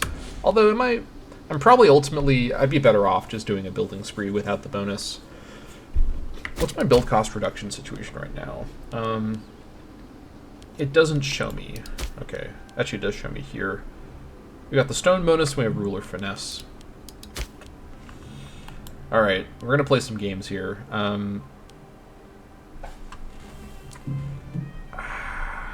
Let's see. So I think this login. Lunatic, okay, she's ailing. I don't think this is worth it. I don't think this is worth it. I feel like she... Okay. Kind of gonna lay the land here. She's friends with the other big trad politicians. Okay. I think that might change on its own. Her health is not in the best of shape, but she does have some time still, most likely. Oh, what do we have here? We can do some more colonization over here. Do I want to? I actually don't want to colonize this, because this is a new region. I will enter this region eventually, and I do have a claim on Kiri Congo to help me do that, but not at the moment. I will turn my attention this way in the future. For now, I want to consolidate my gains from the last couple of episodes before we get to that. Speaking of which, what are we looking at? 6 months for you. Okay. 122, actually 123 per month. That's really good for minor addendum. Thanks, Lambu. Been taking that 6 stability for 10 PI. Yes, please. You always count on Lambu. Lambu is a absolute, just like, she's a winner. Like, I'm really happy with Lambu. Lambu's been one of my most consistently high quality officers in terms of just providing a lot of really good events because her statesmanship is so good. You can really see how good statesmanship is. Like, in many ways, the big difference with this campaign versus my other campaigns that I've done is I have a much better understanding of how important statesmanship is for the quality of officers. I think it's led to me being a much better min-maxer with my government, because I've previously only really focused on the actual stats and not on the statesmanship, and I've not really understood how important statesmanship is. But these high statesmanship officers just feed you this endless feast of amazing events, and really, it's a game changer, ultimately. Alright, so the game says, oh, this is like a for sure victory. Like, what? What about the previous one against a force that was 1/10 the size? Alright, whatever. I agree, it's a maybe because we're defending, but we were defending in the other one too, so that should have made a difference. But either way, whatever. So let's clear it out. Battle of Woolley. Okay, it was not a stack wipe, in fact. Follow them back and clear them out there. There's the stack wipe. Alright, we can lower the maintenance and lower... There we go, Barb's defeated. 8 gold from that, okay. I'll take it. Lower the levy as well. Down you go. Thanks, Joloff. Alright. I'd like to get back up to 60 per month. Oh, I closed through that by accident. I was hitting the escape button, but we got our civic advance. We're now up to 10% increased pop capacity overall and 10% global monthly food modifier. And as for what we want next, now that I got this, I could go in this direction, but there's some other things we could go for instead. Such as all of the economy things, as we are not up to... Actually, we're almost there. 175. Hold on. Okay, so there's one way down here. Bracing. Dip stance cost. I haven't seen that modifier in a while. I am currently on... Yeah, I'm on mercantile stance, and I should be on mercantile stance. That is the correct thing for me. That's for sure. Alright. Okay, this is just the name is efficiency, but it doesn't have the modifier. Any other efficiency techs I can get to that actually provide efficiency that are anywhere nearby? Now, approved familia is also quite good. Loyalty of characters +4 is crazy. This will probably... Like, I already have so many loyalty bonuses, I don't really see disloyal characters much anymore, but this will further help me keep my PI tip-top in my government. And tyranny loss, dip rep. I guess these ones are kind of more optional because I don't really need them, but Polybius Square for the dip range. This also give... Who is this affecting? These are my researchers. This gives all of my researchers permanent finesse and zeal. That's pretty good. Getting Hawa Cow up to 11 finesse, and Dafi's Amarima would get to 13 zeal. This is interesting. This is pretty interesting. I am... Okay, let me do a quick dip range. I know I looked at this earlier, but I want to see exactly where my dip range is reaching. If I am reaching Bactria, I don't think I'm that far from reaching, like, Gadrosia, even perhaps some of these kind of borderland areas as we're approaching. Hold on, I was in the wrong map mode. If I'm reaching Bactria, I'm almost probably able to reach Sarashtra, who aren't a huge empire, but they are pretty big. Maybe I'm overstating things a little bit, but they probably have some resources for sale. But if I can just reach Parava, these guys are gonna have, like, these guys control the super duper valuable the Delhi. That's not the name of the river. Ganges is the name of the river. The Ganges River Valley area over here, aside from the coast. These guys are going to have trade goods all over the place, and they're conquering their way westward as well, which is great. If you guys could actually punch into Bactrian territory and get yourself into my dip range, I'd be obliged. Speaking of which, I think I should go for Polybius Square for the dip range. Polybius Square is an elegant solution to the need for allowing easier encryption and deciphering of information in the field. Safe transfer of secret information is vital for conducting long-range diplomacy.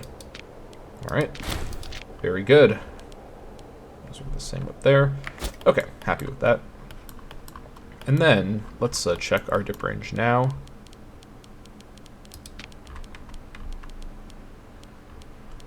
Hold on.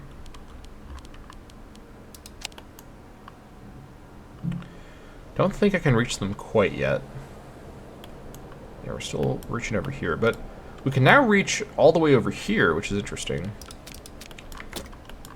Let's give it a tick, and then we'll review the trade goods situation. Do I have any place that can bring in trade goods yet, other than my... Ooh, you know what? Jenne and some of my core provinces actually do have trade routes now for hops. Petition. The wealthier residents of Oyat have sent a formal petition on behalf of the entire province, complaining about the harsh ways of their governor, Maria Misawagan. Oh boy. This is the Serenica governor.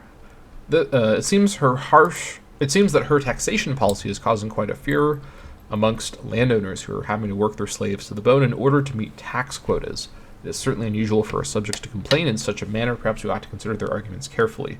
Okay, I am definitely not really wanting to incense the people of this province. I mean, I can always bump them back to harsh treatment. I don't really want to lose their noble status because they're going to have... I guess here, it's not as big of a deal. Like if these guys demote, it would probably be better. But it is happening in the background. I'm going to say... Let's see here. I think I'm going to go for this for the popularity on Sibiri. 68 loyalty on Mariam. Like, this is a very small and weak region. Like, if she became a loyalty problem governor, I don't think this is that big of a deal. Or I could kick her out. I don't think this is worth it. Let's send a representative to make sure things are happening the right way. All right. I'm going to wait for after the tick, and then I'll do a big trade reorganization and start importing into my other provinces. All right. So we're starting off this new tick at 57.85. I'm going to go ahead and just cancel all of my incoming trade to Timbuktu. So 57.85. Let's round it to 58 just so I can remember it, because I won't remember it otherwise. Cancel everything, and then restart all my imports at the same time. Okay, there we go. And then I'm keeping the base metals. I'm keeping dyes, keeping gold. Okay, perfect. Okay, first things first. Also, I'm keeping vegetables. So let's get double stone. So first we start with the surpluses we want to maintain. Let's bring in stone from Tinga. Okay. And can I get double glass? Nope. I do want double earthenware from Chaldeans. Alright, there's my Freeman output. Do I want double wood? I guess if I wanted to build a navy, which I can do, that's one gold sink I could do while I don't have trads in charge. Wood would help a lot with that. Definitely would. Literally would. Is there really not more wood? I think I have wood out here. Oh yeah. Yeah, that's not gonna be a problem. I think I will trade for wood with Basatis. Hope they don't attack me while I'm trading with them. Definitely want double fish for the Freeman Happiness. Trade with let's trade with Tuskia as much as we can. Okay, and then from here I want double spices. That's a guarantee. Trade with the Chaldeans and trade with Media, bringing that Eastern luxury. We have another 8. Yeah, that's how math works. We have another 8 slots. That's 4 more pairs of modifiers. So we want to restore. I think I may have lost access to honey. I think I had honey before, but that's fine. We'll trade with double trade with Tuskia, who's oddly a large. Actually, I guess it's not that surprising that they're a double livestock exporter. Do I want double grain? I don't think I need double grain, but we'll come back to that. Do I want double iron? Probably I do. I don't have a lot. Like, there's not, like, really a ton. I also have lost access to double olives, I think. I have actually lost it. That's a shame. Okay. In that case, let's trade for double iron. And then trade for now for 1 marble.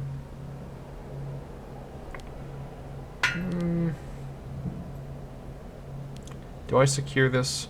It is valuable. I think I probably do secure this. Let's see.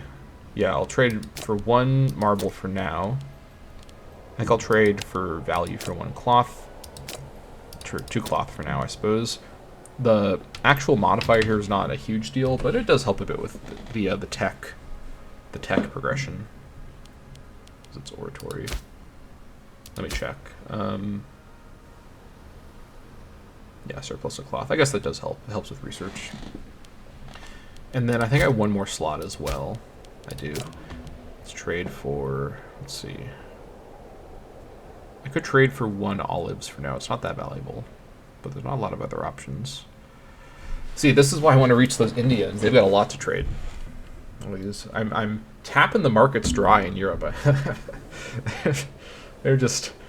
they're in shambles. But I need over on that subcontinent, those Indians, all those big empires are just, they're swimming in trade goods that they want to export to me, and I just can't reach them. It's a real shame. All right, let's get olives in just to set ourselves up for future olive surplus. Okay. We also have another build slot in Timbuktu. No, just kidding. I imagine that. Okay, let me go to my things here. So Colima. I think in these places we just want to trade for value. I don't think there's any reason to do anything more complicated. I can trade. I'm assuming this is Timbuktu gold. Let's trade. Let's do an external trade for sure, not internal.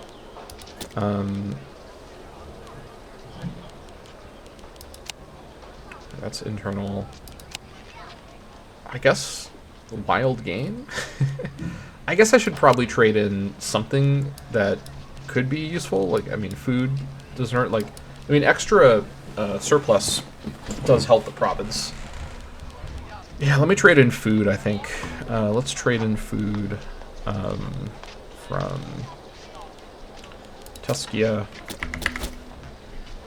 This is like reverse history where, like, Africans are trading in grain from Italy. It's like the opposite of how it happened in real history. It's kind of funny. All right, Jene. Probably just want to import grain here as well. Yeah, let's just do that again. Trade with the Iberians for this. And then, where's my last spot here? Kura. We'll trade in probably just some grain over here. Trade with the Iberians again. Okay, we're at 57.86. We basically did not increase our actual commerce economy with these actions, but that's okay. We're an export-oriented commerce economy, as you have likely noticed by now. We could save a lot of money by doing reduced wages, and I've not overlooked that, but I think this is just asking for trouble with that much corruption. I'm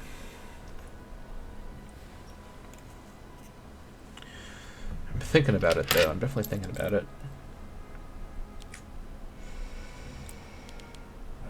with the fact that I can do sanctions more freely, but then it's like trading gold for tyranny. So is it really worth it? I think we're fine. I think 57 is fine. Let's not get in over our heads here. All right. Let's just stick with this. I think. Let's resume. Hold on, before I resume, let's build some more cities. Where do I want to build some cities? I think either Bulel or Ganaga Fall are ready for cities. Let's start with Bulel. Actually, yeah, they're the same size, so let's start here, I suppose. That way, these two can also drain population from Colima, which doesn't need as much population right now. Alright, let's get a city going in Bulel. And once we have some more PI, we'll get one going in Ganaga Fall.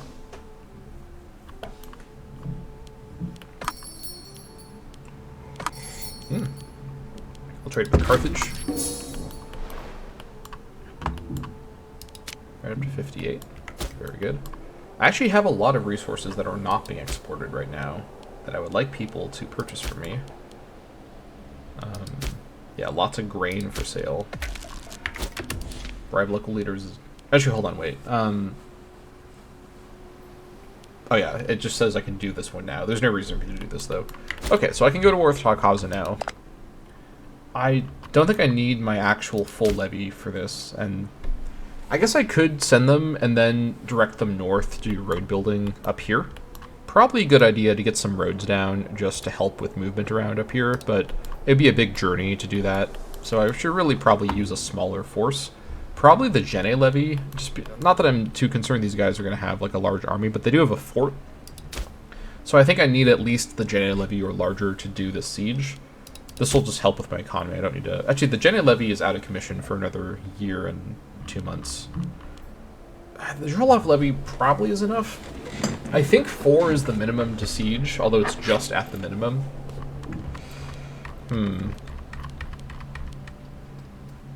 I could send the Ghana Levy and then split it maybe, and have a skeleton crew do the siege while the rest go further north to road. I don't think that's worth it though. Are there any mercs around here? Down in my core. I could send a merc army up to go do it. I don't know if that's worth it though. Almost for sure it's not worth it. Look at this poor merc army coming back with their very low army strength. This would be perfect for the Gene Levy, but they're just not going to be ready for quite a while. I think I'll use the Ghana Levy for this. I think I will.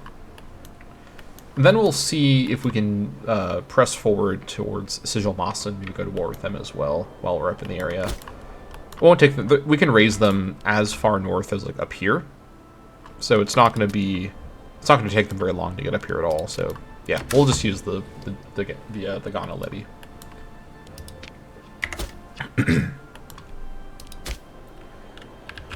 Okay. About the November. Still not a huge fan of this. Can I do something about this? I could rival her. And then once I rivaled her, what could I do? Well, because she's the primary heir. That's the issue, though, is because she's the primary heir, I can't imprison her. Let's see.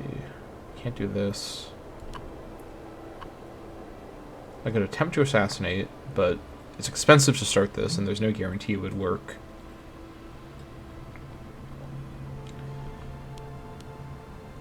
The fact she's a lunatic is not helping. I think if she wasn't a lunatic, and she had 8 finesse, I'd be more comfortable. Although she'd have less zeal and charisma then in that situation. I just can't really get rid of her. I wouldn't even mind a different traditionalist who just is better than her, but she's just not got it. I think what I'm going to do instead is, I'm going to start, like before, I'll start with the soft power options before I go nuclear.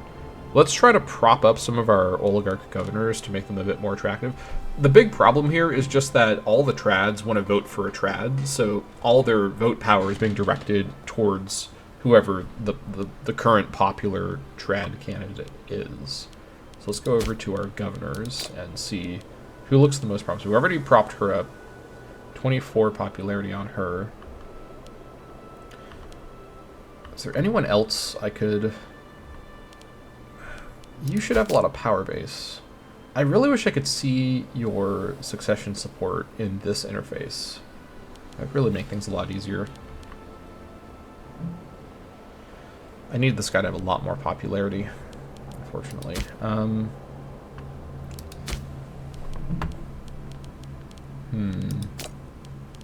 Let me look at it like this, actually.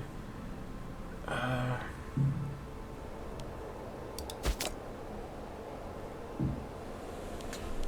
doesn't really help.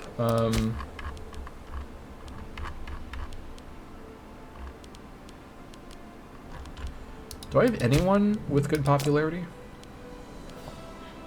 Who's not a trad? I don't know. I guess Saviti Sawari? She should have a lot of... she should probably be the character the oligarchs are the most likely to support because she's their party leader. She's got good popularity. I wonder if I promote her to a governor and start to try to prop her up. I don't really want to lose her as the magistrate. She's a really good magistrate. But she'd also be a good governor. Well, not really. But as a governor, like, if I made her governor of, like, Joloff, like a really large, or of Jenne, I could prop her up. That's a risk, though. I don't even know if I'd want her to be the Otacon. Like, the charisma would be nice, but her other stats are just not that good. I don't know if there is a clear other person I could go for here.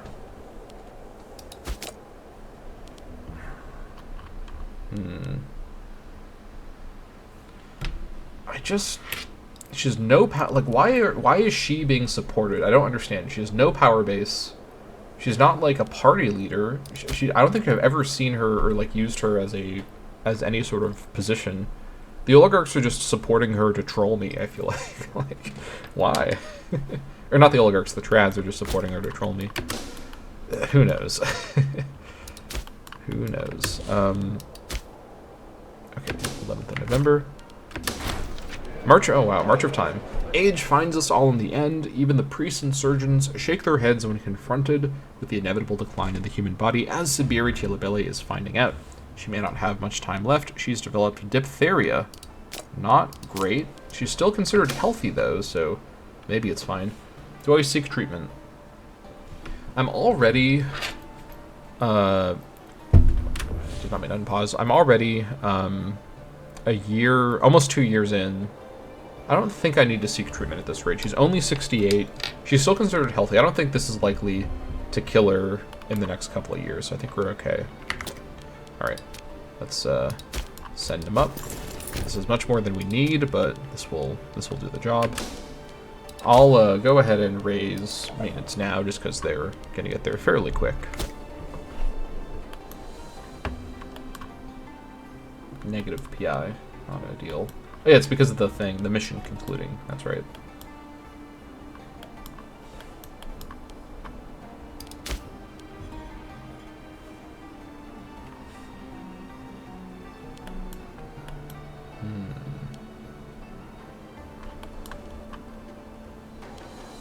What I really need, you know what I need to do? I need to give the oligarchs more control to strengthen their vote power. I already have most of my governors are oligarchs, but I think I can do some stuff in my government. Right, the soft power is getting harder.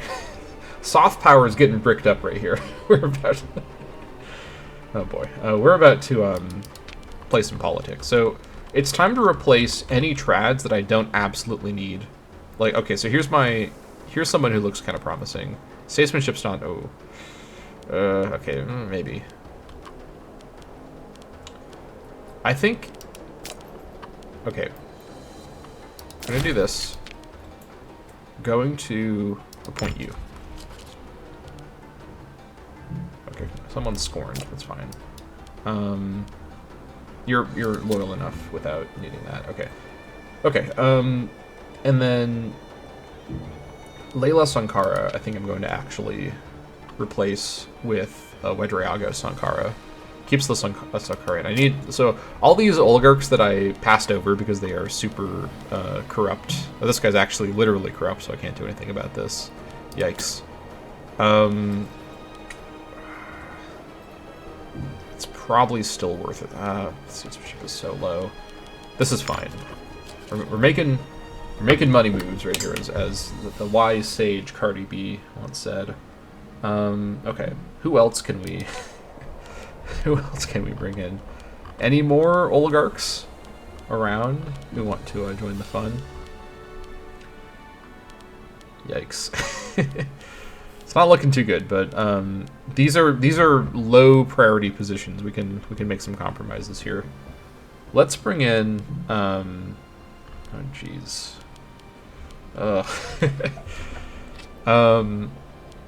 Anyone younger who I can prepare? Okay, Sakura Zabarima. Oh, you're really not that good. Let's bring in Sia Chilabele. Okay.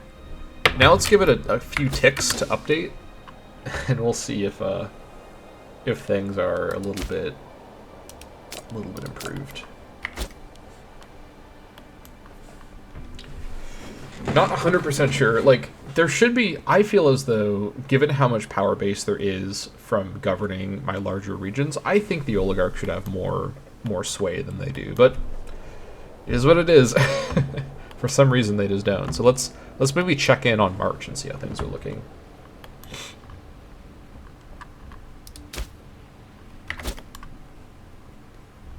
Prosperity.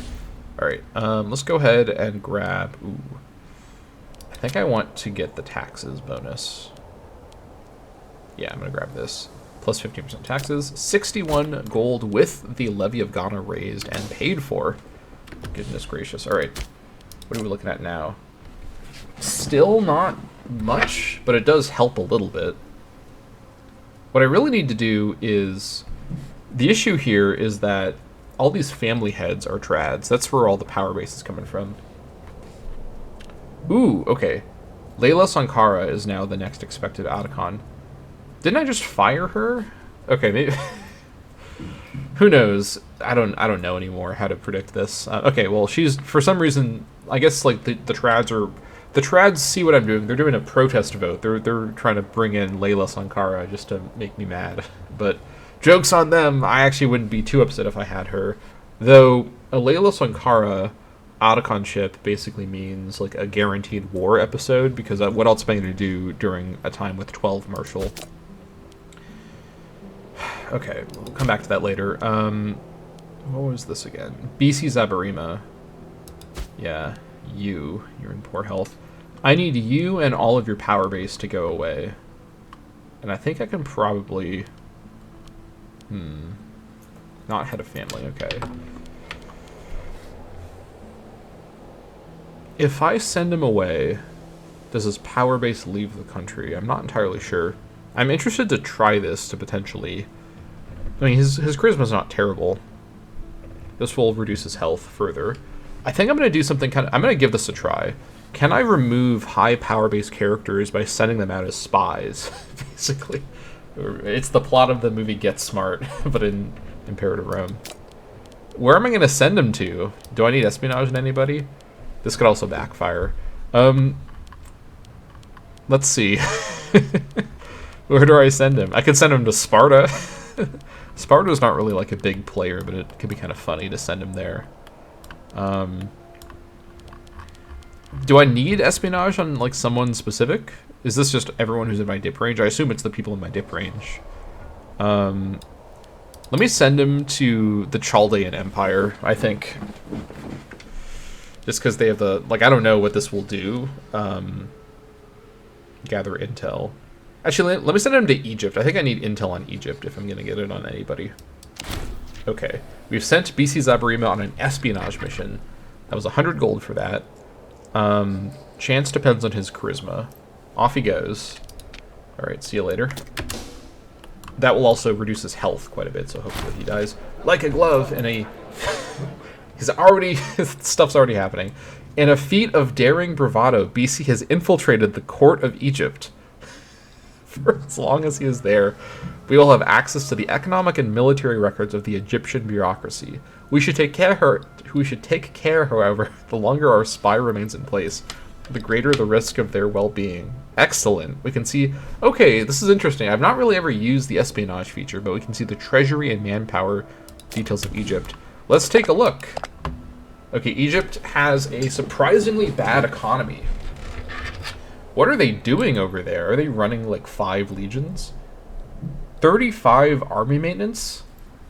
I guess they are fighting Lydia. Okay, that's fair. Actually, I didn't notice that before. They are fighting Lydia. Okay, you know what? Understandable. I no longer am incredulous that Egypt is having money problems. Yeah, I'd have money problems too if I was fighting Lydia. But okay, this is interesting. This is a good moment to kind of see what's up with Egypt. Okay, they've still got that Sebaste alliance. Wow. I don't like that at all. 69,000 manpower max? Ugh! Yikes. Okay, that's... Oh boy, very hard difficulty plus 50%. Gee. Folks, I am quaking. My timbers are shivered at the sight of that. That's alarming. Okay, we're winning exactly 0 wars of attrition with Egypt. Holy moly. Okay, I was already scared of Egypt. This only makes my fear worse. They might have, like, a surprisingly bad economy, but they have plenty of warm bodies to throw into the meat grinder if needs be. Okay, well, this whole mission was like a meme, but I'm actually getting useful geopolitical intelligence from it. Okay, interesting. We'll see if anything funny happens from him being there. I guess I could try to incite rebellions in Egypt, just as, like, a way to try to diminish them. I'm really worried they're just going to win against Lydia. Although, in fairness, Lydia has fully occupied Egypt's exclave up here. So that's a good start. I definitely want Lydia to come out the victor here. A truck blowing its horn. I can't tell. Okay, take Teontis. Where is that? That's over here. Okay, this is an Egypt declaration. That's good to know. Yeah, without their ports over here, I guess Egypt could land over here. It's actually kind of similar, weirdly, to the vanilla Egypt and Antigonid fights that kind of happen in the same area, and they have very similar colors, which is kind of weird. But, anyways, let's see. Huh. Okay. Let me just look at them. Oh wait, this is just something that increases unintegrated culture group happiness. So it's per. Okay, so it costs 2 to start this. Then we basically spend 0.02. We will join any wars of rebellion. That's the part I'm not so sure about. So let's hold off on that. Let's definitely hold off on that. Okay, that's fine. All right, let's check back in on the political situation once we have a tick to see if he's taken his power base out of the country. Interesting to give that a try, and it might, like, ultimately if he dies because he has lower health while he's abroad, that's also fine. But we'll see if this reveals anything interesting. Okay. I think he did actually take his power base out of the country. I don't see him in the list anymore. Trad's control has not really changed that much, but it does appear that he's not applying his power base to the faction. I think we may have discovered a way to influence politics in a very indirect way, but it seems to work. Hold on, where is it?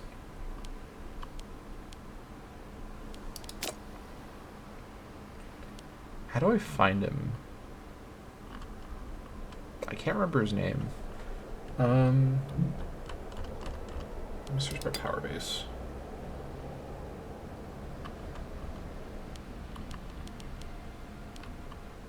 Oh, he's going to be in the Egyptian court now, isn't he? Nomination. I'm never going to find him. I'll wait for an event to pop up again, but he's not on the list anymore. I don't recognize his power base level from before being in the list. Okay, 13th of April.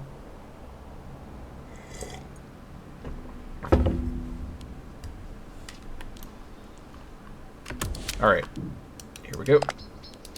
Takaza, take Takaza, yep.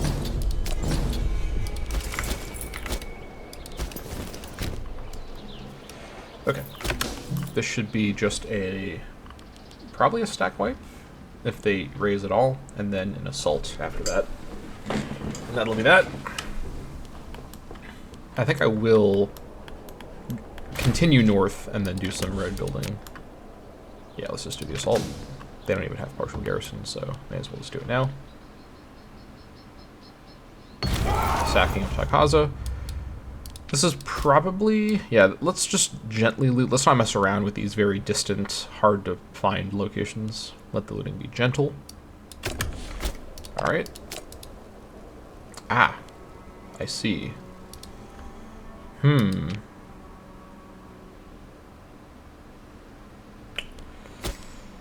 That's, it's not great. Okay, so we can't take it directly. How does this work, then? I guess...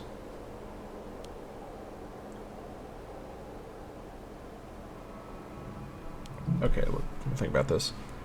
I guess I do it through vassalization, but how does this work, then, if I can't directly own it? So what was even the point of this, if I can't take it in the war? Like, I have a tile right next to them, aside from uninhabitable, so I think these missions are just, oh, here's how I do it. I can make them a tribal vassal, and then they can maybe promote up to feudatory. I think that's what happened before. I'm trying to remember, these guys over here, were they tribes? I think they were, right? But I think they promoted up from being tributaries. I think I probably make Takaza a tributary if I'm gonna do something, because I can't do this. So let me just make them a tributary. In 3 days I can do it. Alright. I guess this is the best I can do. Alright, they're now my tributary. I guess that's fine. So I guess now I will have to do this one too. That's annoying. At least I paid the gold up front. Alright, whatever. Lower maintenance and continue on your way up here. And yeah, we'll get some roading done up there.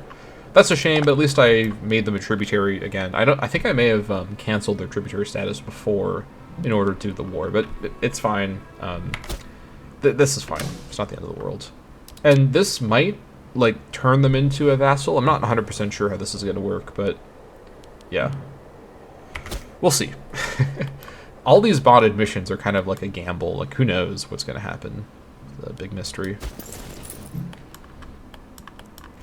Alright. We're going to suffer attrition out here in the desert on the way up here, but we may as well get the roads built while we're up in the area with our army. I guess I could hire mercs in the area to build the... Can mercs build roads? I'm actually not sure about that. Next time I have mercs, I'm going to verify. Also, Basatis is fighting Thapsus. That's interesting. That's not Basatis, that's Basatis' enemy, Leptis Minor. So Basatis is fighting Leptis Minor and Thapsus. Now I definitely need to keep track of North African politics to follow what's going on up here. Since there's no one borders me over here, and Cyrenaica is pretty far away. But up here, this whole mess could present problems. Yeah, so Carthage has also been reduced to their...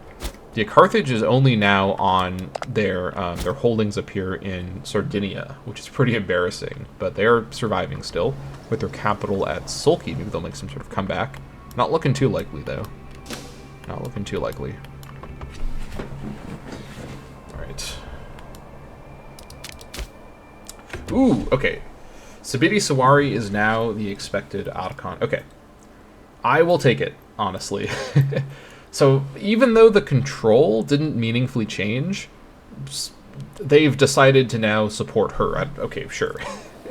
I will take Oligarch Archonship, finally. So, her finesse is a little concerning. It's definitely on the low side for my comfort zone. However, she does have good charisma. I can do a recovery-oriented episode, and ruler charisma is the main thing that's going to affect tyranny loss. I need to lose a lot of tyranny.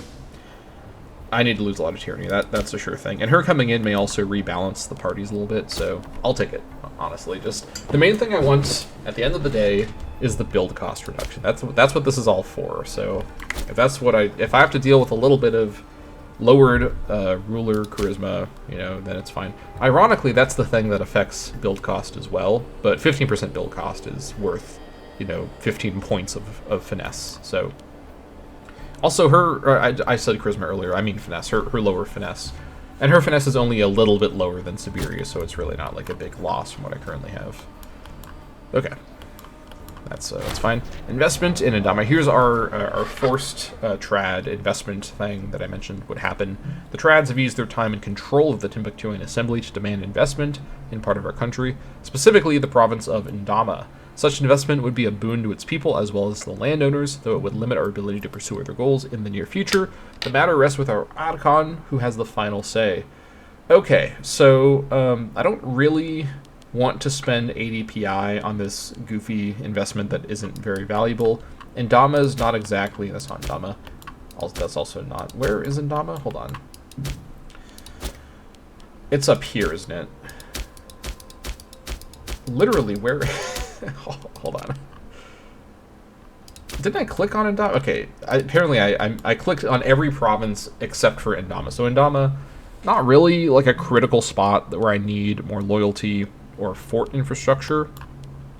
Indama has a single city, and there's not like a lot of other amazing city spots around here that I would prefer to build more forts in. But it's a wash. Like, it's not like a negative thing for the province. Trads are happy if I do this. And notably, they're very unhappy if I don't do this, and Siberia loses a lot of popularity. I can't justify not doing this. Trads have a lot of trend, but if I don't do this right now, my overall support will tank. So, yeah, I just don't think I can justify... I mean, it might not go below 51, but I just don't think... The thing is, like... I'll go into the negatives on PI for quite a while, so I'll be locked into my current PI expenditure options for quite a while. Though I do have quite a bit of time left over still on Divine Sacrifices. In fact, it's exactly now linked up with my Archon elections, which is kind of nice. I actually wouldn't mind keeping it like this.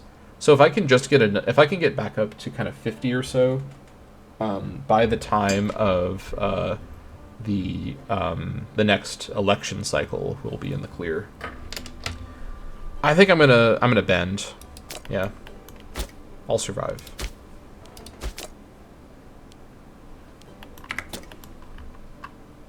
As long as you're coming in, that's what I care about. Just whatever. If she opens the door to oligarchs gaining more control, so I can then have a better oligarch next time, that's fine.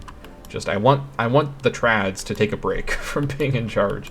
I've had enough. I've got so much money to spend on buildings. Please let me build in an efficient way. All right.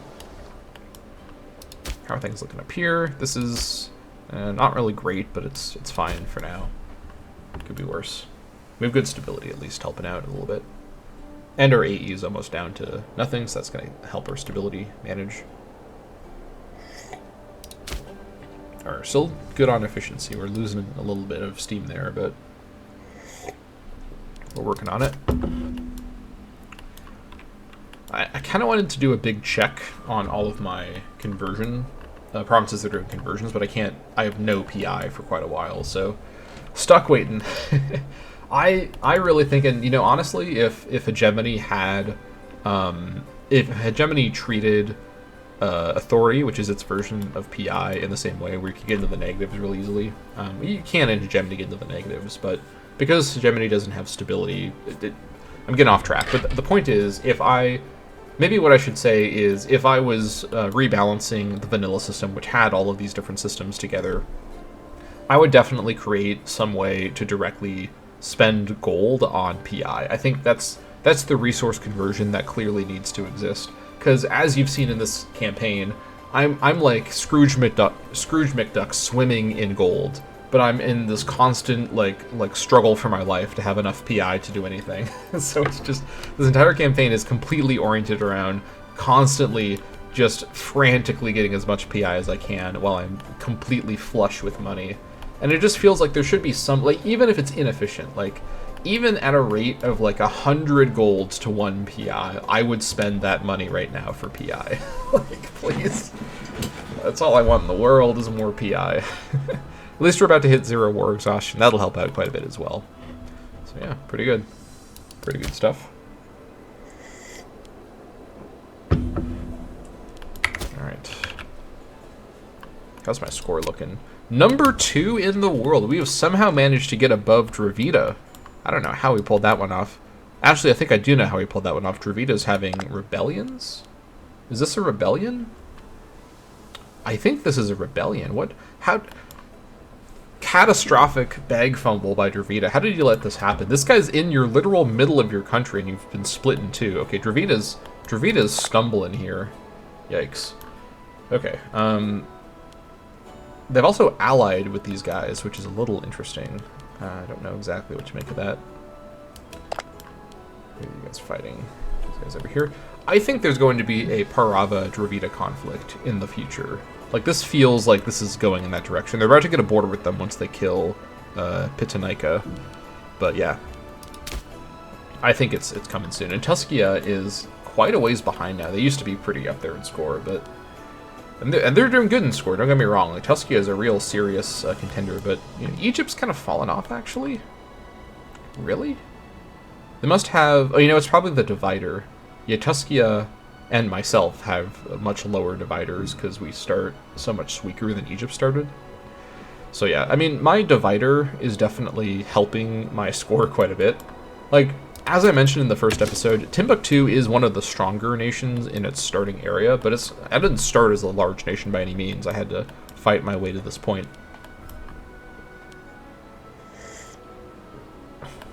Yeah. Almost there. I'm thinking about it. I'm really thinking about it, but I don't think this is a good idea. I think we enjoy our 60+ gold per month. Also, Gao is going to kill Azira. I'm fine with that. This is a more clean Gao conquest for me. Though if Gao attacks me while my Levy is over here, that'd be really smart. But I don't think they're going to do that. Takaza joins us. Okay. Our envoy returned with tales of success. The small settlement of Takaza has agreed to become our vassal peacefully. Oh! Okay, so this does work. Alright, well, I guess in fairness, I did have to have Takaza as a tributary to get that option. And because I didn't have them as a tributary when I started the mission, I did have to conquer them. So I did ultimately have to do all of these steps in the order I did them. It's just a little, like, awkward the way it worked out. Alright, vassalize Takaza. Yep. Finish mission. There we go. Okay, so these guys are now my... Pardon me? I thought you became my... Okay, let's give them a tick. Maybe they just haven't got the message yet. Didn't it say they're going to become my feudatory? If these guys don't become my feudatory, I will be irritated. Ooh. Huh? Why do I have suddenly access to, like, a lot more resources than before? Hold on. Something changed. Who am I reaching now?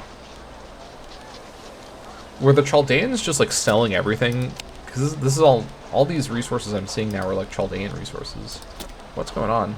Okay, either way, what do I want now? I can't tell what I missed out on, or what I lost, but... I can't get more olives. Can I get papyrus? Nope. Do I have double cloth? Oh, you know what? I don't have single cloth. What I lost is the cloth. Not sure why that happened. Oh, no. I do have double cloth. I'm just wrong about that. Glass? Nope.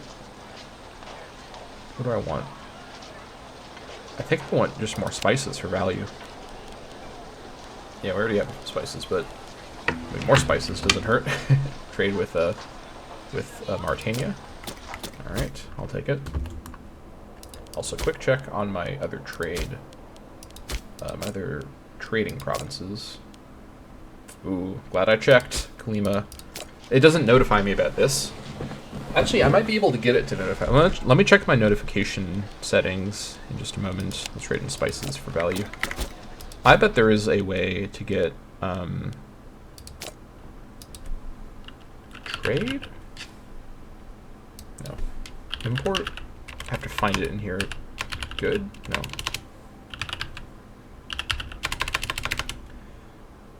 What in the world is it?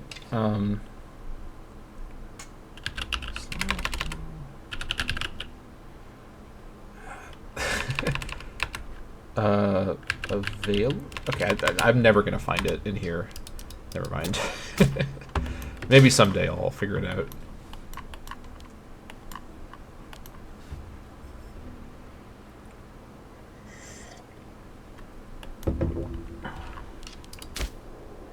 Okay. I mean, it is on brand for the oligarchs to ultimately support just their own leader, even if she's not the most qualified. I guess it's not a huge surprise, all things considered. Okay, so these guys are just a tributary, so the game just lied that they become a feudatory. Whatever, it's fine. I know now that I can't actually make them I can't annex them directly, so maybe they'll get the event where they turn into a feudatory from being a tributary. It is what it is. I can't do anything to press it, and it's not the end of the world if they just own this territory forever. Same thing with Sigil Massa, who I assume I can't annex territory from either. Yeah, it's fine. I'm just going to leave it alone. Now that I have this North African territory, I really don't need the dip range from this anymore, so it's just about clean borders, which is not the end of the world. So it's fine. Okay, but yeah, so Gao taking this is good for my future war with them. Which I could do under Sabidi, like, 6 marshals not terrible. We'll come back to that. We have sad news. Nyakata Isawagan gave into frailty. He was the governor of Sahara Occidentalis and the brother of the Archon. I actually forgot this guy was my brother. Head of the Isawagan family. Rest in peace, Nyakata Isawagan, my long-standing Sahara governor. Thank you for your service. All right, we need a new Sahara governor. Who is up for it? Now, we need someone who won't immediately replace Sabidi Suwari as an expected next candidate, so let's pick carefully here. They're all trads, okay. Maybe this guy here, Pato Gombe Bolsa, Democrat. This would make the Bolsas happy. This guy is like the most corrupt man in the world, so maybe not him. How about Suleiman Jane? That could be pretty good. Province Commerce for whatever exports I do bring out from this desolate region. Slave output as well. Okay. He's pretty old, though. Yeah, that age is... How about Lorane Benu? She's pretty bad, except she has good finesse. Province Commerce. Okay, that's a good start. Slave output. Okay. No corruption. Not much statesmanship, in fairness. I think we have ourselves a winner, and she's an oligarch. All right, Lorane. You're in. Any of these I want to change. I think all of these are probably fine as they are. Yeah, this is all fine. A drawer, though. I might change a drawer.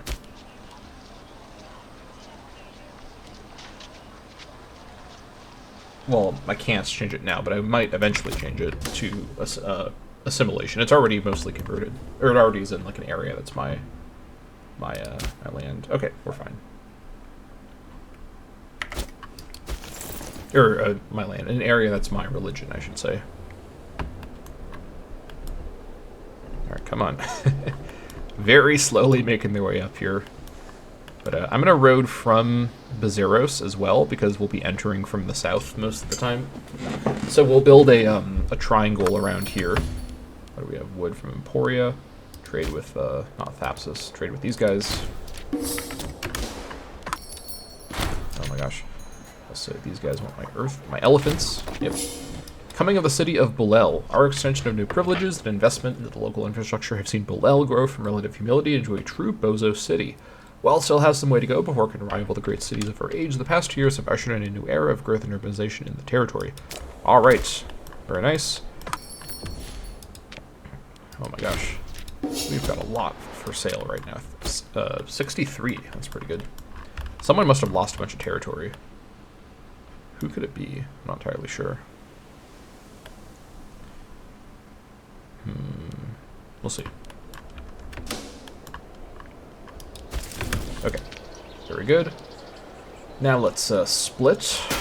Half of you road north, and then do that. The other half of you road this way, and road your way over to here, basically. Yeah, there we go. We'll road over to Oyat, and then I guess I'll road to Thubaktis while I'm here. I don't really need to, but for the future, I'll eventually own all of this, so I may as well get it partially built while I'm around here. Red-handed. Several nights ago, Shin Yunbu Nalariku was discovered helping himself, this is my tribute of the people, to a sizable quantity of gold from the National Treasury. This is clearly a serious crime, however, there's something to be said for sweeping affairs like this under the carpet. I don't really want to do this too much. But 10 popularity, I mean, we have a year and a couple months left. Probably wouldn't hurt. That being said, yeah, have him flop. He's not gonna last too much longer, but we're gonna replace him in a year anyways, so it's not the end of the world. All right. Meanwhile,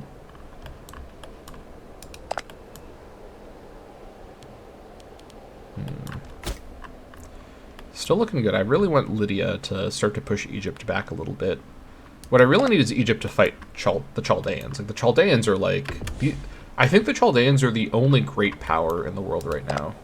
Because of myself, Parava, Dravidia, Egypt... We're all in major power. Lydia... Actually, Lydia's also a major power. 100, yeah. They're definitely in the major power like category. Pidna's not, though. Tuskia is a major power as well, but Chaldea is in that great power category. 500 territories plus. They're at actually 570, so also Bactria is a major power too. But Chaldea is like the big, powerful nation of this campaign so far, and they've been pretty quiet when it comes to Egypt. But I imagine they have many reasons they could fight Egypt. They also can't ally with anybody, so, you know, they're not in the consideration. But other other major powers, they can ally, but they're just very unlikely to because they're so powerful. I wouldn't actually... Here's a crazy idea. What if I allied Lydia? I mean, I can't right now because I have no, like, friendship with them at all, but I could potentially ally with them and then sort of help them fight Egypt. I mean, I'm going crazy. I'm already talking about, like, fighting Egypt. Like, I just barely have a bit of North Africa, and I'm like, what if I fought Egypt right now? I gotta slow it down a little bit. Let's not go crazy here. We've got a long ways ahead. Let's get you to Oyat, and then road from Oyat.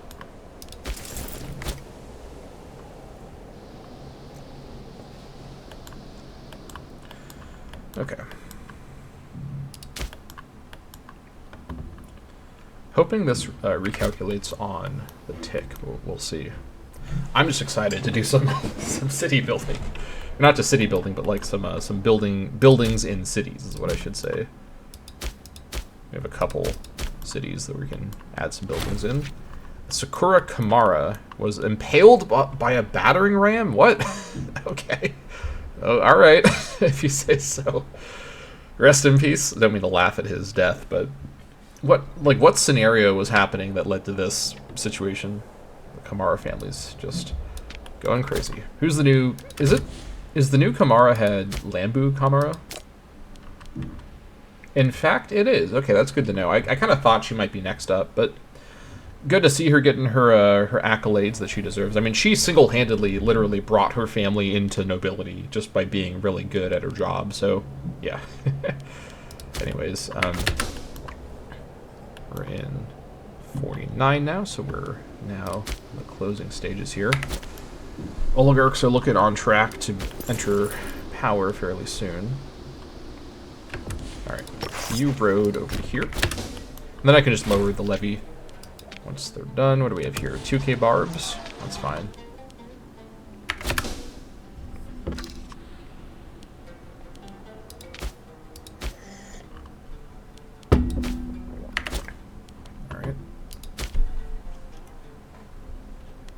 50%. Okay.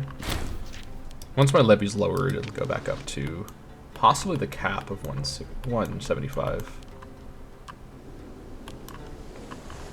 Are there any more roads in the world than what I've built? I don't... Huh? Was this here before? I don't remember seeing this before. I think I would have noticed it. If Egypt has feudatory... Like, is this something they made themselves? That's not the best look for Egypt. Was this here too? Maybe this was here, but... Yeah, any sign of Egypt cracking is good. But, anyways, I was looking for roads. I don't think anyone else is building roads quite yet, which I'm a fan of. I would certainly like to decide all the road placements in Africa. Egypt is probably going to get to road building before I can stop them, but it's not the end of the world. I'll deal with it. All right, Edwig Sankara died, head of the Sankara family. Rest in peace, Edwig. Who's the new Sankara head? That would be Hassana Sankara. All right.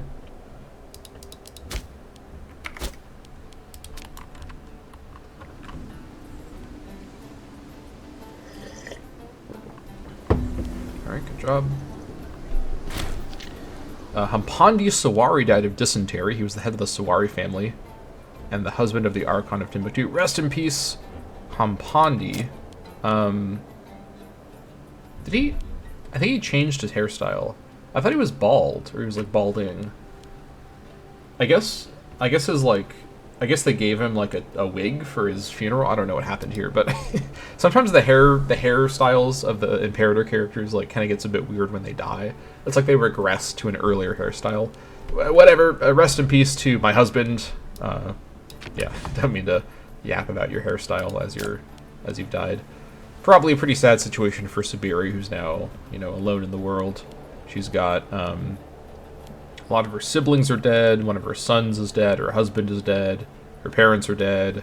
She's got Montagra and Diphtheria, and her faction's about to leave power. But yeah, she at least is keeping her zeal up, so we're getting that nice stability boost. That's a big plus for sure. Yeah, I don't think we're going to get enough PI in time to redo the... unless I get a great event right now. If I could get some PI granting events, I'd be able to get the Divine Sacrifices going on the cooldown, which would be amazing. But I don't think we're gonna get that, unfortunately. Thanks, Strads. It's all thanks to them. Alright, well, hopefully they keep their approval nice and high for the next Archonship, so I get the full benefit from that. We should have enough stability to survive a little bit of time before any of that.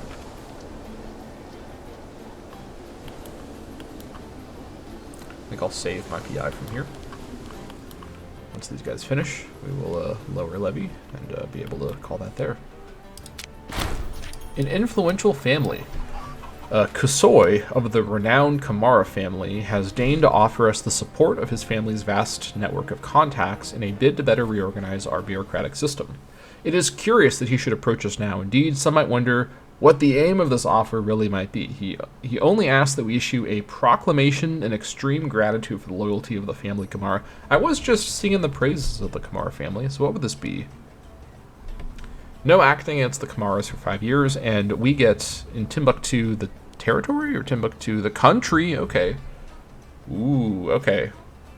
I like this a lot. Or, I could do this. You know what? Lambu Kamara is such a boss. I think I'm going to go for this. I think, not for you, little pipsqueak, but for your, I think it's your mom, right? No. Huh? Oh, you've just spawned. We've got ourselves Osmosis Jones over here. Alright, that's a... Anyone remember Osmosis Jones? Deep cut reference back to my childhood in the 2000s. That movie's crazy. Don't look up anything about that movie or its soundtrack. You'll regret it. Alright, I think just throwing that in there. Well, why not? Let's go ahead and grab Provincial Loyalty plus 0.10 everywhere for 5 years. That's pretty good. And change governor policy costs. That's going to be very, very nice next episode when we're going to be trying to save PI. Now, the Kamars are probably going to get up to some funny business. I'm fully aware this is the percent chance of funny business ensuing from me doing this is over 100, but I'm going to do it. Mana Isawagan was killed in a freak accident at the age of 72. Head of the Isawagan family, husband of the head of the Sankara family. All right. Who's the new Isawagan head? It is Kutun Isawagan. All right. No one that I recognize. That's fine. All right, here we go. That is the roading done. I think I just lower and re-raise. This should be fairly quick because I didn't use them in combat. But let's, well, we have to tell them to stop doing this first. Stop road building, and you stop road building. Okay. Yeah, 4 months. That's the minimum, so we're completely fine. I might actually... 5 martial, though, is... Oh, she got poets. That actually reduced her martial even more. Ooh. I don't even care, though. Extra... Okay, first of all, extra charisma is great. But also, extra stab change, plus 0.05. That's really good. That's actually the equivalent of 5 zeal that she just got. Yeah, okay. And she's depressed. Not ideal. I think I might start her off doing Seek Treatment just to get rid of that, because she's... You know, honestly, I wasn't really thinking she would be an amazing next Archon, but I'm kind of warming up to Sabiti. If she can lose Depressed, we're gonna be in the business. 3 finesse is pretty bad for... Where'd she lose more finesse from? Well, she had 5 finesse earlier. Am I missing something? Okay, I'm clearly missing something, but either way. I'm happy with this. Yeah, the stability boost from this is really nice. I'm a big fan of that. Yeah, because I can't ask her to seek treatment right now for some reason. But once she's the Archon, I definitely can. Alright, that's fine. These guys will go away shortly. Well, maybe. Maybe I just deal with it. Let me bring in the Jollof Levy to clean this up. Go barb hunting. Glad I can use the Jollof Levy for this now. That's convenient. More barbs. Oh boy. What do we have here? Jollof Levy will probably have to deal with that as well. Also, up to 5 cohorts. It was at 5 cohorts before. Really? What is the problem?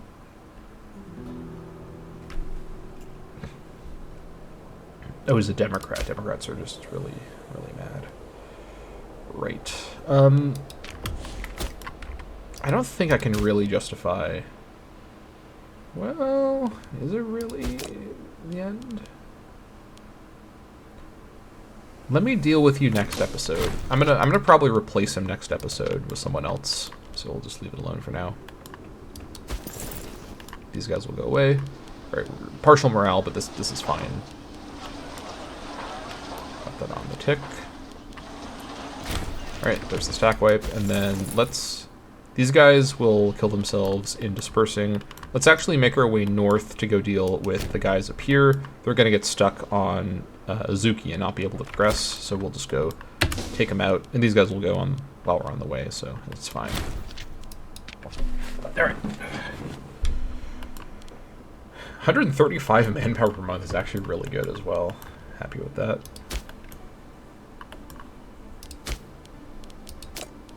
How are we looking on this? Yep, looking good. Okay, there's the Azuki siege. Main levy should be ready to go pretty soon. Yeah, you know what? I think I will plan to go to war either with Kiri Kongo or maybe even with Gao. Actually, it's the same either way because they're actually in an alliance. That's, you know, that's pretty smart from these AIs, also Gao in their war, since this does mean I'll have to be a bit more thoughtful about how I set up my fronts, but I think I'm ready for a bit more expansion, potentially. News has reached us that our spy in the midst of the Egyptian bureaucracy has mysteriously vanished. Oh no. We can only assume that we will not be seeing them again, knowing the reputation of the wicked Egyptian rogues. Okay. He's apparently died. His sacrifice will be noted. This is interesting.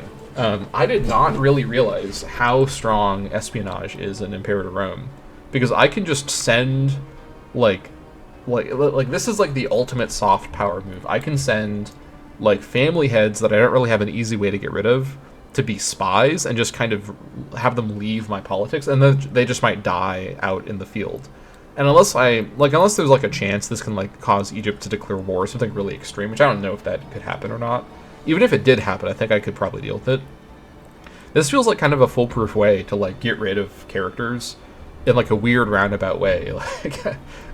Like it's like this campaign is the story of America. Like, first I become a capitalist dystopia, and then I develop the CIA, and I start to disappear people. All right, his sacrifice will be noted. Interesting. Very interesting. All right. No family head is safe. I have a new weird way to control the politics of my nation. I am declaring you to be a spy and sending you off to go disappear in Egypt. All right. I'm feeling good about that. All right. Fortunately, no last minute changes with our elections. I'm glad to see that. You know what? Ooh, nefarious tendencies. I can't actually assign her. That's annoying, but I can't do anything about this. And I certainly am not going to try to change that up now. So that's fine. Ooh, Lydia won their war. Okay, good on Lydia. I'm actually really happy they did that. Egypt is still fighting Iris and Ferrioris. Oh, huh? Rebellion against Egypt? What? Pardon me? How? What? I have a lot of questions about how this happened. Oh my god, I just noticed Egypt's up here too. I completely missed this earlier. At least I think I did. I don't remember seeing this before. Okay, Egypt, I don't know when Egypt conquered Armenia, or like parts of Armenia. This is really kind of wild, but yeah, Egypt should have a lot of trouble keeping this. That's not a huge surprise. So this rebelling is not a surprise at all. Things are kind of like falling apart up here for Egypt. Admittedly, they could bump this up to harsh treatment, but local autonomy, if local autonomy is not doing it, then they really need to change it to harsh treatment. But yeah, Egypt should struggle up here quite a bit. Yeah, I think Egypt's kind of starting to lose steam a little bit. They had a lot of early game success against Moreau and anyone else because they're just so strong at the start in this mod, but yeah, Egypt losing to Lydia is really kind of an upset given the population involved. Admittedly, this was in like Anatolia, so it's Lydia's home turf, but I'm feeling pretty confident that Egypt is like starting to kind of stumble a little bit. And as soon as Chaldea fights them, they're in big trouble. Chaldea could easily consolidate this territory up here if they wanted to. I think they should do it. If they could just lose enough territory to get back down to major power, a Chaldean alliance would be a game changer, but I just don't think it's happening. Maybe an ally with Moreau? Is that on the table? I mean, they're up for it. They're absolutely up for it. I'm thinking. I'm having thoughts. I'm having thoughts about stuff. Because ultimately, I think it'd be best for me to take on Egypt when they're in a moment of weakness. And to be clear, I'm not in the right position to fight Egypt. Like, even though Egypt is like kind of making some mishaps, they don't seem to be in the best like power position, I'm still not strong enough to fight Egypt. Like, to be clear, like I am rocking, let's round to like about 800 Bedak bozos. They themselves, you know, their actual core population is not as strong as like my core population, but they have such enormous manpower, as we saw earlier, that they can definitely field like a huge defensive army, and they can probably hire like a lot of mercs. So I really need to take on Egypt with a friend, and I think Moreau is probably my best, you know, ally for this since Chaldea is off the table. Lydia could help too as well. So lots of interesting ideas here. I think ultimately, like, I have plenty of time. Like, I'm not scared of fighting Mauritania. I'm not scared of fighting these guys. You know, these wars could be complicated and involve, you know, various like kind of setbacks and like kind of, you know, fumbles, but ultimately, like I've said before, I basically have already secured all of Africa in terms of just not having anyone that can stop me. It's just a matter of time, except for Egypt. Egypt is the really big kind of like existential danger to my like long-term goals with Africa. And so anything I can do to start to kind of mess with Egypt and prepare them and soften them up. It's like, here's a crazy comparison. Like, get ready for a deep cut comparison. It's like, in the lore of World of Warcraft, the Scourge was created by the Burning Legion to soften up Azeroth in preparation for the Burning Legion invasion during Warcraft 3. That's what I need to do. I need to basically... I need myself an Egyptian Arthas who I can manipulate into causing the Scourge to soften them up. I need to get out more. All right, let's just move on. Yeah, but you know what? It's not a bad comparison. It's just it's a little nerdy, Sometimes I think about what I said, and I think about how amazing my girlfriend is, and it's just like, how did I pull this off? I'm just flabbergasted at my romantic success, given I'm just such a nerd. But I'm sure it's not a negative thing. By the way, hold on. I almost missed the end of the episode here. Let's put all the yapping aside for now. Unpopular console, never one to challenge the status quo or even to do anything remotely considered interesting. Huh? What? Wait! Damn it! No! She snuck back in at the last moment. I was too busy talking about Warcraft. I didn't notice. Ah! No! Zainab Isawagan was elected. No, I just got played. The trads waited for me to be distracted by talking about stupid nonsense, and then they sneakily voted for... Oh, no. Okay, and you know what? I completely fumbled that one. I was not paying attention at all. I even said, it's November. It, says it's going to be the oligarch character. No need to check anymore. I guess in fairness, because it literally changed in the December tick, I couldn't have done anything except for sending Zainab as a spy. Should have done that, actually. All right. Zainab was elected, and she's unpopular. 0658 trads are still in control. They want to do conversion. Never one to challenge the status quo or even to do anything remotely considered interesting, Zainab Isawagan was elected Archon by a slim majority, I'll say, of dull buffoons and wine-stained togas. It would be fair to say, perhaps, that Zainab does not hold the confidence of the people in the same manner as the Stoic rulers of old. All right, not doing this. I probably will do this. Yeah, I'm going to do this. The people simply love circuses. Okay, well, Lambu is next up, apparently. I'm fine with that, honestly. I guess we're going to be holding off on the build cost bonus. And you know what? I think I have enough money to just do some building, even though I don't have the build cost bonus. It's really not the end of the world, and I don't want to hold off much longer. But we'll decide how to handle this genuine electoral surprise. What the hell even happened here? I guess I just didn't realize there was, a neck-and-neck, race. Sidibe was in the position for a few years, right? Okay, it is what it is. I can't do anything about it. Ironman save. I have to just roll with the punches here. I guess I could have at the last... Actually, can you send... You can't do espionage on the successor, right? I'm pretty sure... Well, maybe. I don't know. It's possible, but I don't think you could do it on the successor. I think that'd probably be disallowed. Either way, we're going to review the situation in the next episode of the Timbuktu campaign. So thank you all so much for watching, and I'll see you all next time.